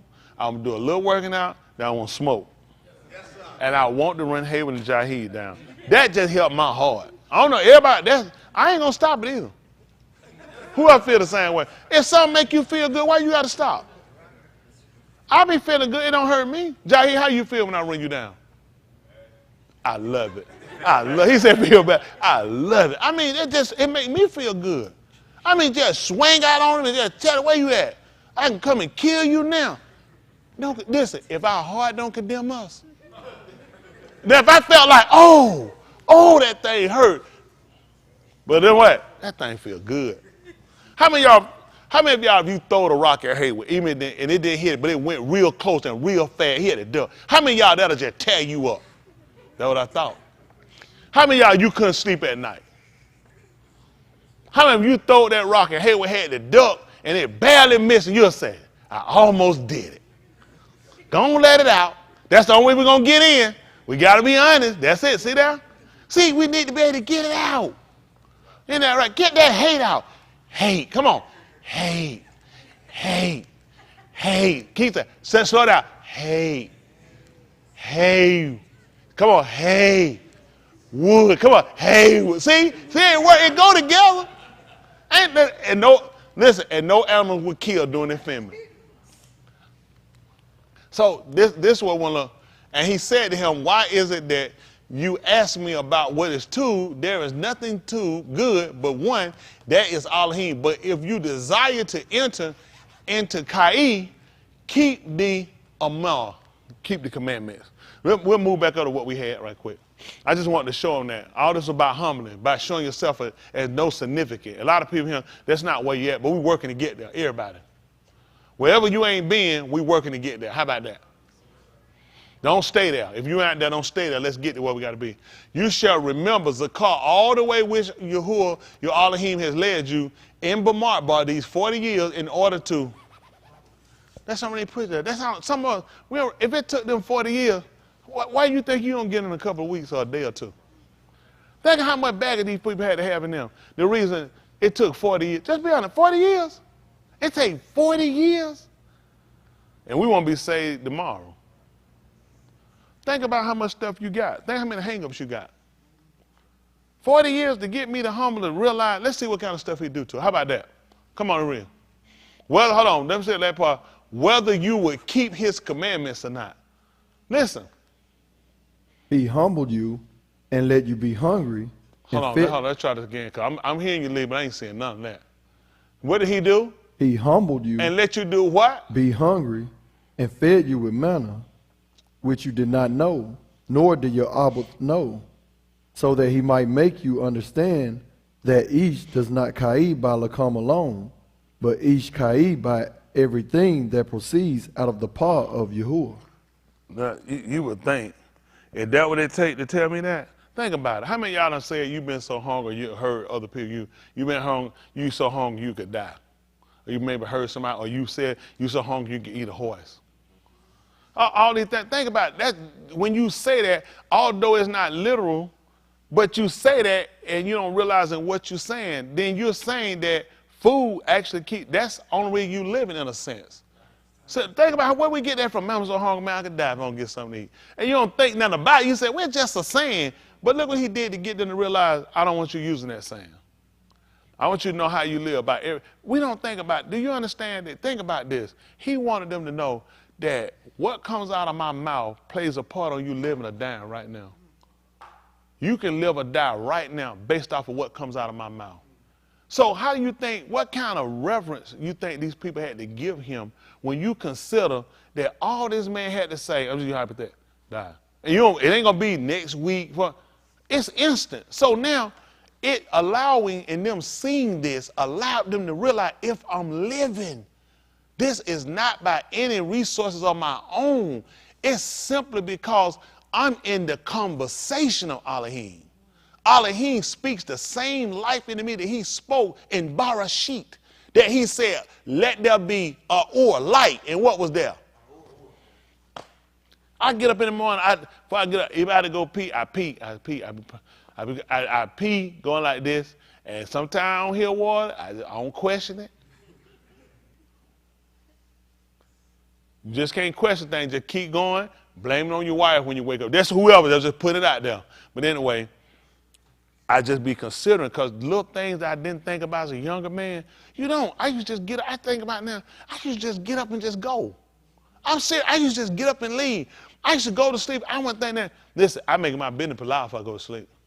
I make that my business because I consider now. And it's sad that it took me this long at the same time to realize, you start to really realize now how it really been nothing of your own. All this just been this man, because people leave here all the time. And you try to figure out what made one person down, another person live. Who decides to leave one? And you consider one person made that decision. One person got that morning, get up, you get up, Lenini. And you get up, get up, get up, get up, get up, get up, get up, get up, stay asleep. Get up, get up, get up, stay, sleep, get up, get up. One person has that ability. What did that make you do when it comes down to how you should call him, which is adore him? It makes me adore him for the fact you thought about me. You considered me. And if you don't have that mindset, you'll just go and just think. But then you constantly look at your life. My life a curse. Don't nothing work out me, nothing going. That man told you to get up. You know, people say that. People say, I used to hear people say, folks, thank the Lord he woke me up this morning. You're thinking, stupid, he woke all us up. What's the significance? As a guy, I used to hear people, the old folk get up and that stuff. I thank the Lord for the aches and pain. I used to say to myself, that is about the dumbest thing. Why would you be thanking me? Because they said, because I couldn't have no legs. I think to myself like, but as a young man, y'all remember old people saying stuff like this. And I didn't think, I used to say to myself, I say to myself, that's stupid. Why would I be thanking that man for some pain in my leg? Because they said, couldn't have none. And that's why they were thinking it. They realized, although it's painful, it's some people that don't have legs who will say, I wish I could feel my legs. I wouldn't even mind if I had legs. I wouldn't complain if I had pain in them. And they learned to consider, while I'm looking at their pain, somebody ain't got a leg. And I just look at, and I looked at this. I was able to see. I was able to walk. I'm able to speak. So I didn't think a whole lot about it. You know what I'm saying? Since you've been doing it ever since you came into the ability to do it, it's really not nothing special. Do anybody follow what I'm saying? Yes, you don't understand how precious it is. Just like you with them glasses. Did you always wear glasses? So you think back in your life of the time when you could just see, and then you start looking at it. Stuff just go blurry before your eye. You start looking at it. I think I'm going to get some glasses. You start looking at it. Things change. And how far you from not seeing it all. That's anybody with glasses. Or you can go straight from sight to blind. But those things make you start to consider, to realize things change, and it's all in his hands. So you learn to appreciate the things that people consider little. It's a lot. It's a lot. And then he gets you to a point to where you learn. It's a lot of people start serving him when they lose things. It is because you think that things are owed to you. Nothing owed to any of us. The book told us that we are his sheep. Listen, we're indebted to him. He ain't indebted to us. The debt is on us. So then you start to consider things differently. So now you look at everything he did for them. He did this so he could show them, I want you to be humble. Look at this. Your clothing did not do what? Own you. You know how many times we keep hollering about we need some new clothes? Once we got it and wore out. Guess why we want to get some more? Because I done had these things so long. Look what he was trying to get them to recognize. Guess what? You know how many, you ain't got to raise your hand. We all guilty. Why you need to go shopping? And then we said, I need some new clothes. Why? Because I had these too long. They had those for 40 years. And he kept them with him to humble them. Because your body is not a mannequin to house clothes. You know how many times folks complain about they need to go shop and need some more clothes? Not because they don't have none. They don't want what they got no more. And this will hurt us a lot of times. We become unappreciative. We do. Well, listen, I got a whole bunch of junk. I ain't going to wear that stuff. I know for a fact I ain't going to wear it. I try my best to get that junk in the closet. That thing go right there, hang itself back up. I said, I'll be done. I said, you know, I wear that. I said, you know what? I said, it's finna go. I said, let me go. This here. I said, yep. I said, yep. I said, I know. I said, I'm just come back. I'm just look at it again. I ain't moved nothing yet. I think I got a shirt that I put it in the gym, but they ain't gonna go back. I said, this could be something I work out in. I don't want to get. I need to just get rid of it. I know I need to just get rid, because I ain't gonna wear it. I had it this long, I ain't wear it. Soon I got rid of the shirt though, and you ain't gonna believe it. I need that shirt. It done messed me up to the day. It made me. I said, I know I had a shirt for this. I said, I know. I said, that's that shirt I gave away. And that done messed me up now. I said, you know what? I ain't going to throw away nothing else. I might need it. You see what I'm saying? So it's so confusing. It is so confusing sometimes. But you learn how to live and not make your existence about things and about the pleasures of life. When he told her all in the world, let me see, the lust of the, what was it? The eye. Think about this. He told you in seeing you shall not what? See. You won't have a depth of perception. Guess why? Think about it. Most of us, it's because of lust. We always want and desire things, and it's such a strong drive to a lot of time it hampers us on how we understand the word. So when the word comes in hearing, it's because of other things that'll come in, and it'll disannul everything you heard. It'll take it right from when Yahuah told us a marshallee, which is considered, they'll call a parable. He talked about a man sowed seeds among thorns. He talked about how some fell. He said some fell on tube soil, which was good ground. And how it brought up, he said, but some fell by the wayside. He talked about how some fell among thorns and they choked it. He talked about how some came up and they rejoiced for a temporary time. But he talked about, but because of persecution, because of the word, he said by and by they was offended. So a lot of people start growing. Other people will get you to stop. Other people be your driving force. Do you understand? Everything that we go through is to prepare you for everything. A lot of us, let me tell you what happened. My wife, mom too. Families have a strong influence on us. Yeah, she was like that too. They had her pick. She pulled out a Christmas night for Thanksgiving. That back in 19. She did. She broke down. She pulled a name. They needed one more person. They shook their head. They brought her. Pull one. Say, ain't happening. I was strong. I picked up 500 pounds right quick, pumped the phone down, put it down. I said, no, I ain't pulling one. She brought him on. I just went on pull. I'm just pulling one after that. Gave in. I had to just drag out from over. I said, you ain't strong enough to be around her. They pulled in. They got her, trapped her. We got to get one. We need one more person to pull a name. And she broke it, stuck their hand in and got it. But that's the influence of family a lot of times. Now, that's not the only thing that get her. You get peer pressure from friends. Some of it not strong enough to have friends. I'm better with y'all. Some people, I'm telling you, because a lot of things are some of us are not good with money. A lot of things play a part with us, so we have to be tested on every end to see what's in our heart. Like he said, to see whether or not you be obedient or not. Because that showed you if pressure, that showed then if pressure comes from her family, she give in. It did. Everybody got breaking points. Everybody got breaking points.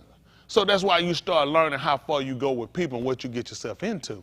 Because listen, you can go with the most honest intent you want in your mind, in your heart. Things can pressure you.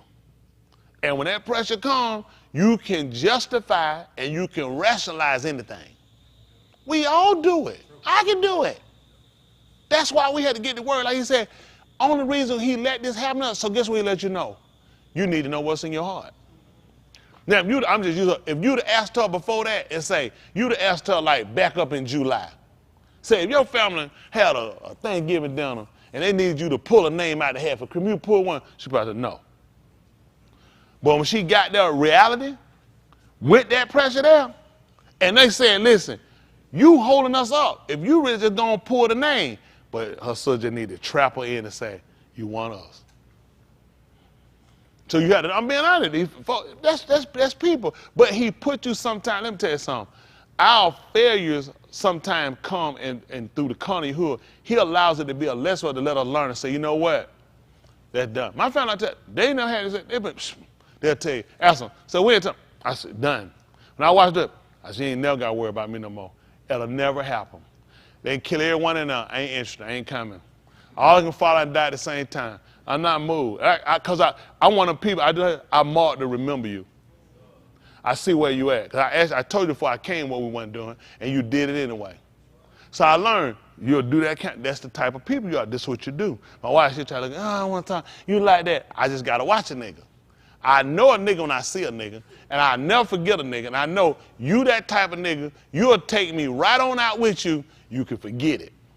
I'm just using them now. They ain't the only niggas now. But it's just a fact, though. When you set your mind to be saved, you had to draw a line and say with your family. You do. You had to draw a line and say with relationship. Everybody. Come tell you, people, listen. People be glad with you when you say you finna get saved to a degree. If your saved come up and your saved condemn anything they doing, that's a bad save.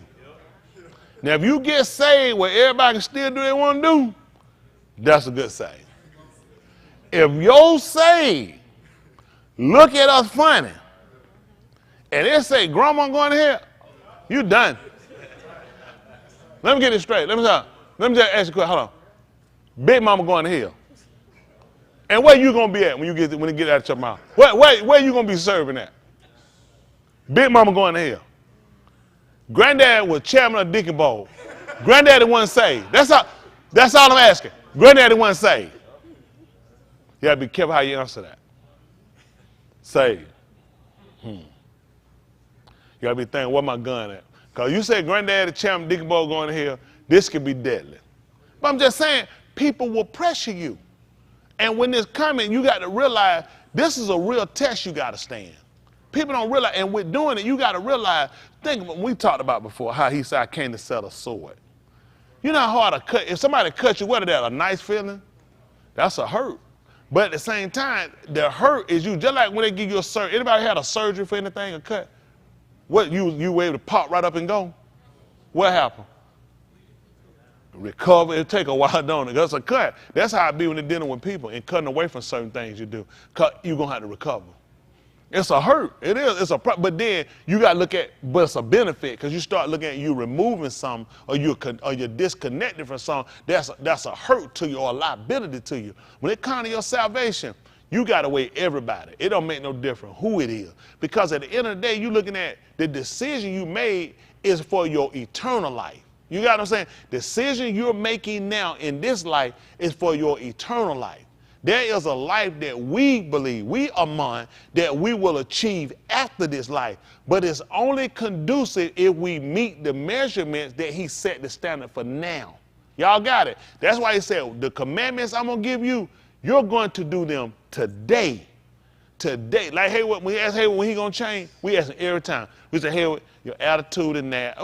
We tell him flat. We get him, we say, Hayward, your attitude filthy, you disrespectful, it's just nasty. We say, Hayward, when you going to change? We'll, like, Justin might say something to him. He'll snap back. Just say, you know what, Hayward, that was a test to see where you was at. And you failed the test, Hayward. I wanted to say, and Hayward said, you know what? We said, hey, when you going to change? He said, it starts today. He almost there. His today ain't just kicked in. But in saying that, that's what we have to do. We have to realize when reality had to kick in, it starts today.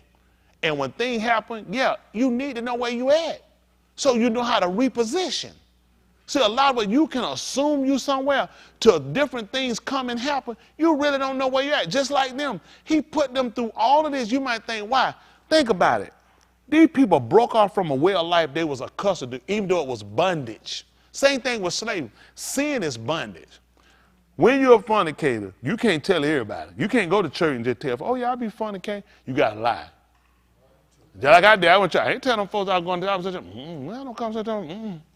I ain't telling them folks I was shacking up. I told you one time, I was at the barbershop, I was abusing on. They let stopped me. She said, I want to talk to you. She would tell me about something going on with her and her boyfriend. She said, I felt holy too. I was just sitting there, listen to that thing, tell me about it. She said, yeah, I was thinking about something. She was talking, and I started talking. I mentioned something about my girlfriend, similar to that right there. And some kind of way I done talked too darn much. And I done talked, I done rap, because I was in the spirit. Holy Ghost was working.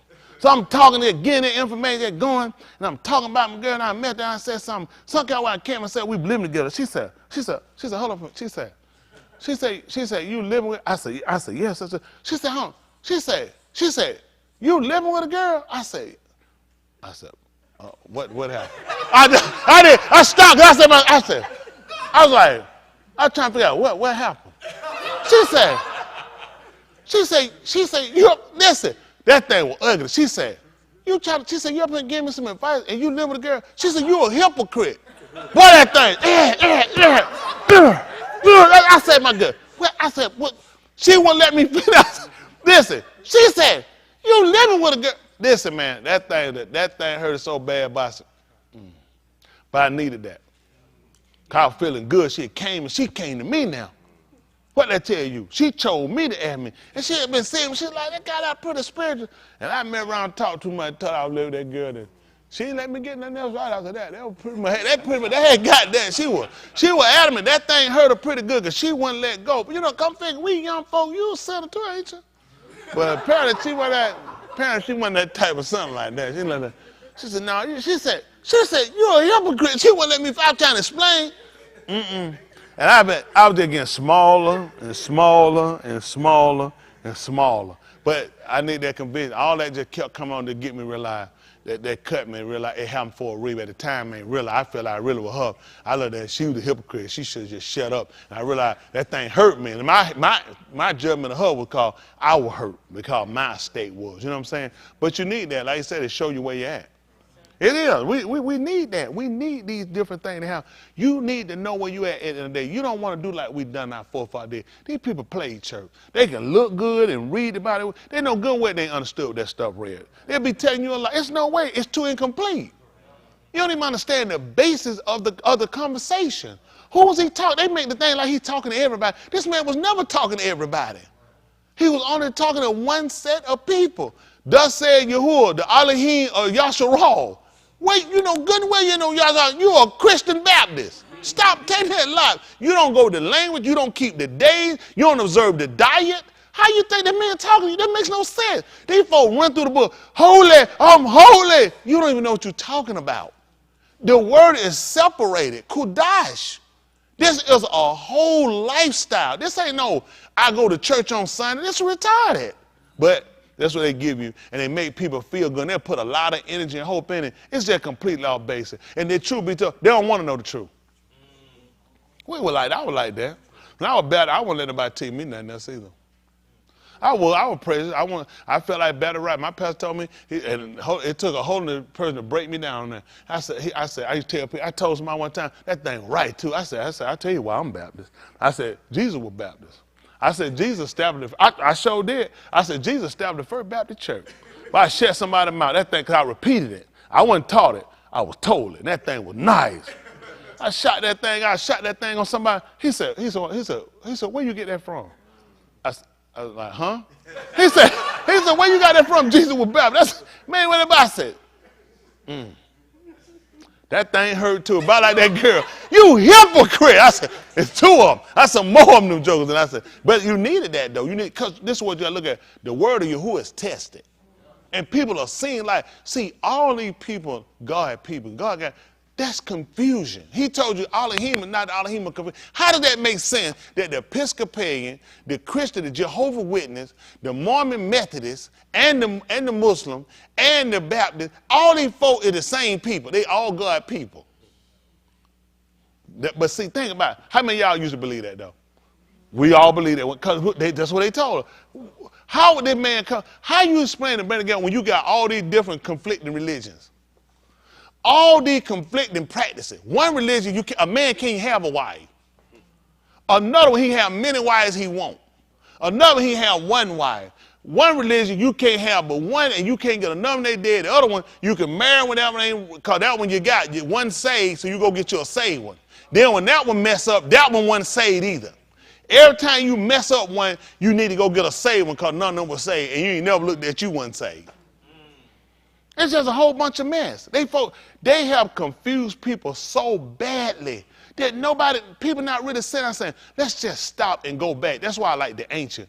Let's just go back to look at the simplistic way of early conversation, the conversation he had with Adam now.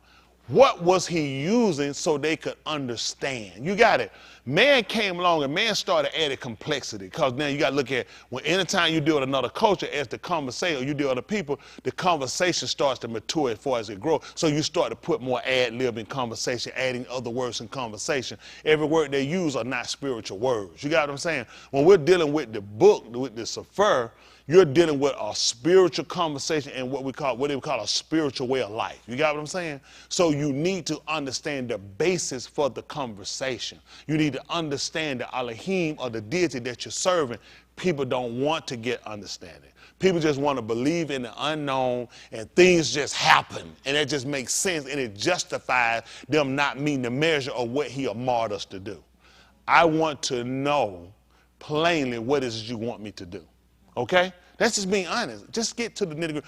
What do we need to do? I need to understand why. That's the only way I can do it. I can't go through and just say, well, just pray about it. How many times y'all been told by the folks just tell you, you got to quit? Well, just pray about it. And when that answer comes, it don't, because it don't exist. The book said they should all be taught of Elohim. So if you praying, when you being taught? See, people put things in the wrong perspective.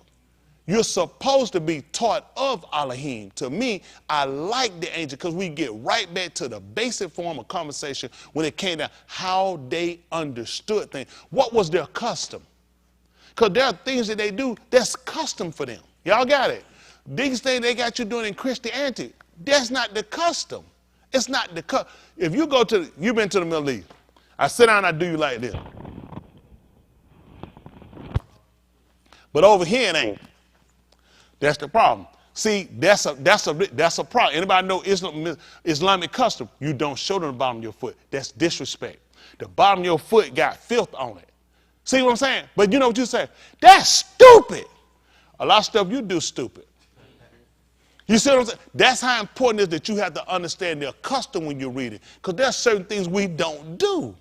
Y'all got it?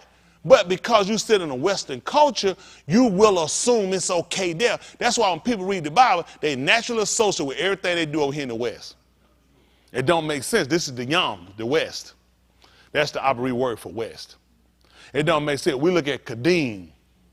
Y'all got it? It's in the East. Everything he said, Kadim, that's why he established everything. That's why they look at, when the Greeks came, they call it Asawa. We don't call it, that's what he called it, that you call Asia. He said, that's where the sun rises first. We got it first. Why you think he put it back here? Why you think they moved and put us here? Hello? We went from being the head to the tail. Just tell me the truth. That's the truth. We became the tail. Didn't he tell y'all that we're going to be first, that we're going to be what? Guess when the West get the sun? All right. You do the judge whether the man told the truth or not. We used to get it first, now you get it last. You here celebrating Shabbat, it about to be over with for them people. You on the back end of everything. This is where they put you at. You put him, you lost your position. Guess where he put you right here too? So he can humble you. He humbled us now. He had to get us to a point you can, look at, we sat back and look at what we had when you come into the knowledge and read what you had, where you were in apparel, where you were in riches, where you were in knowledge, and where you at now. I'm humbling you so I can see what's in your heart. Because what we want to do, we want to go back. We want you to place us back where we was before. We want to establish things how we had it was before. But first of all, if I could take it back, just like he did before he took them in, I didn't know what's in your heart. Hello? See, when old people entered into Jerusalem, their heart was supposed to be right. They were supposed to be living a certain type of life so they could stay there. And guess what happened? They didn't measure up. That's why they couldn't stay. This time, he's going to establish his Malkut. You're going to be able to stay. That's what he's doing right now. He's purifying us. You know what you do when you purify? You get the contaminants out of something. That's what the word come to do. And the book declared in the book of Cup, seeing you are purified. What was again? Your souls, your nephesh. How you do that? In obeying the truth. Through a hard, see, guess what we did before? We pretended. We pretended. Everything was a pretend. Holy Ghost. How many of y'all seen people run Holy Ghost shout? Tell me it didn't look real. There's no way it could be. Now think how they fool, because they're pretending. It pretended. And people tell they said it couldn't have been. It was pretended. It made no sense. What spirit gonna come and have you running when you're on the wrong day? You ain't kept nothing the man told you to do. What spirit that come from out of here ain't gonna have you doing that? But guess what? Guess what? That's why he said, now we're gonna break it down. We're gonna take the pretense off of it. I'm gonna fix it where you can't cover up. You're gonna have to be realistic about what you believe. You need to understand him and understand place value. This is your soul. Why else would I resist? Listen, it ain't because I can't commit adultery. It's the fact that my life is attached to this. Okay? It ain't I can't smoke weed and cocaine or nothing like that. It's my soul. Now, I would never do cocaine smoke. But my soul is attached to it. And because my soul is attached to it, there are certain things I can't do. Y'all got it. The book declared he that will love life and see good days. The book said let him eschew evil and do good. So there's no way I can say and pray, let me dwell in your Malkuth, your empire, and don't commit Qatar. He said it don't even make sense. Because if you really love Kai and you want to see good day, long day, alone, he said then you'll eschew. You'll get away from it. And you'll do too. Hello? He said let him seek peace and ensue it. He told to secure it. Make sure he gets it. That's what you're supposed to seek shalom. That's what we knew about. That means Yahuah. Who else you going to be? When Yahuah had moved, when they told he had risen, what were the people doing? Guess what they were doing? They were trying to pursue it. He told he was it. That's what we were told, that he was going to be the Abba Shalom. So when they heard he got up, it made sense for people to go looking for him. The reason you don't look, because you ain't been told. You ain't seeking. He told you to seek. And you're going to find. Knock. And the door be open. All these things he told you are key components to you getting it. Nothing just going to happen. There's an effort. There is something on your end you got to do to ensure your salvation. Don't let people make no fool out of you. He did it all. Then you shouldn't have to keep Shabbat. You shouldn't have to do nothing. That's retarded. He's given us an understanding. That's what they declared in Olive Yahuah. They called 1 John in the 5th chapter, 17th verse. They said that they knew that the Ben Elohim had come and he had given us an understanding. You ain't gonna believe it. And they said, and we are in him, that is true. They knew that they were dwelling, they were habitating in him. That's what we're going to do with him. We're going to cohabitate with him. That's what he was talking about us coming in his Malkuth. We're going to cohabitate with him. How did he obtain that Malkuth? And he had to overcome. He told you that he that overcome it. He said he was going to make you a seat in his mashkan. He said, just like I overcame.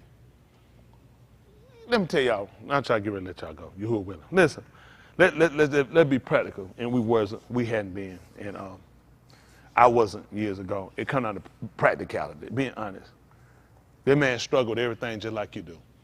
Now, you can be stupid if you want to and think. What did he overcome? The man said he was going to make a pillar in his temple, in his mashkan. Those that overcame just like he overcame. What was he fighting? He was a man. He had a penis. Oh, you don't want to think like that. He had a penis, and he was on saltpeter's, huh? That's what he was on, saltpeter. Are y'all serious? He was a man. He had to resist everything of the flesh that you had to resist. Y'all know, this is where you met. This is how you crash. Because you say, see, he didn't have to go through what I go through. He was the Son of God. He was a man. He was a man. And the book declared he was at all point tempted as we were. What could you possibly be tempted with? Because you don't want to think. That's what Christian make you a fool. So when you go through and you start struggling and you get the wits in and barely holding on, you give in because you don't consider him. Why would the book tell you to consider him who endures such contradiction? Why would I consider the Son of God who never had no temptation? Why would he tell me to consider somebody that they were so-called called the Son of God? Why would I be considering him? What could the so-called Son of God ever be going through? Everything that you would. Yet without Kata'im, sin.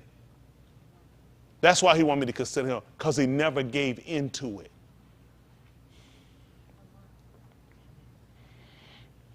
Let's see. What made him the Ben of Elohim? What semen? What was it? The same thing that makes you the Ben of Elohim. The Ruach. How do you obtain the Ruach? By him sleeping with your mother? Obedience. Wow. Obedience.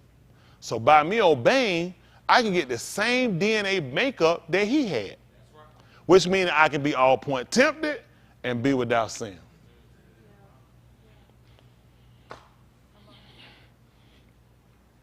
How could he leave me? The book declared leaving us an example. You ain't gonna believe what we're supposed to be able to do. Walk in his step. How am I gonna do that?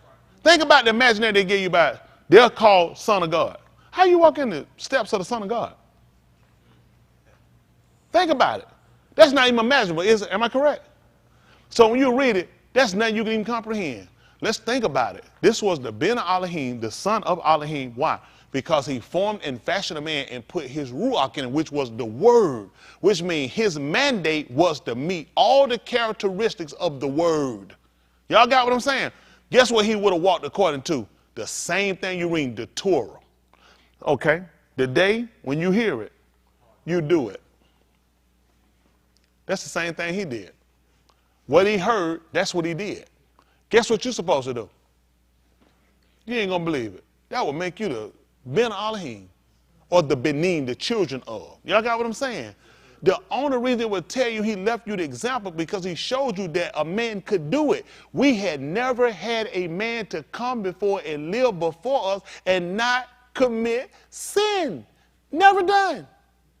Not until he came and manifested and gave us an understanding that we actually literally got to see him, not us but our Father, actually got to see a man being hit, being spit on, being hated, being stabbed, all these things, yet still hold to the word of Allah. Same thing we got to do. You're going to get hit, you're going to be hated, you're going to be spit on. You can't quit. You have to resist. That's how, if you really care about being one of the children, the Benim Elohim. And I need to tell you that because I know how I should think like that. You never, which he is, don't get me wrong. The Ben Elohim is all the way up here. But how do we know him? How do we behold him? As a man. We beheld him as a man. Because you ain't going to believe it. That's what you are. And you can't do nothing you don't know. How many of y'all in here can do trigonometry? One. Okay. Somebody thought. I didn't say trigonometry. I ain't said trick your mama. I said how many I do trigonometry. There is a whole. As soon as you put something, going to mess in it. So for those that can, if I gave it to you, could you do it? And why couldn't you do it? I ain't hear how. How you going to know how to live right unless you see somebody do it? Ain't no spirit just can teach me how to do it. That's what, the word has always been spirit, ruach, spiritual. That's never been without doubt. So when the people got it, it was ruach, spiritual. They couldn't do it. Never seen a man do it before. Never seen a man keep it and keep consistency before. Y'all got it? That was what's significant about him making him. He was both human and he both ruach, what they would call divine. So we got to see the nature of Elohim in a man, and a man manifested and yet have no imperfection. Now, it don't say that, and I wouldn't say it. That don't mean he couldn't have had an ingrown toenail. That would not have made him a sinner. See, what people go, see his body. He didn't have a hair out of his. See, people get stupid. Talmud complete mean everything Yahuah gave us, he did it. Every one of them, that's Talmud. That means he completed. They use perfect. Perfect throw you off. Because perfect means, now they move from the word, you don't miss nothing with the word, to I seen you, you almost ran that red light. You ain't saved. I knew it. I knew you weren't saved. I've been watching you. And you are following, now you're going to quit.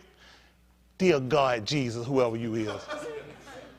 Are you serious? Where's in the Bible say I can't run a red light? Because people create their own phenomenon. Perfect, complete is doing everything. In the 17th chapter of the book of Yahuah, it's just the prayer of Yahushua. He said, the work you gave me, he said, I finished it. Everything you gave me to do, that's how we knew him to be what they call perfect. Because everything the Father gave him, he did it. That's, you know why you call it perfect? What else could he do? What you can't just finish all the work. What can you do? You gave the work, he done finished all the work. What's that? It's some more. That's it. He's done. You know what it says? Perfect. That's perfect. Perfect for the fact you got it done. You got what I'm saying? Don't let people make you faint because you tied your shoes wrong. You put the wrong color tie with your shirt. Don't be stupid. It's the fact that we maintain a core of behavior when it comes to the word. That's what he's looking for us to meet. That'll make you the Benim Elohim. Y'all got it? That's what we're going to be working on. That's two.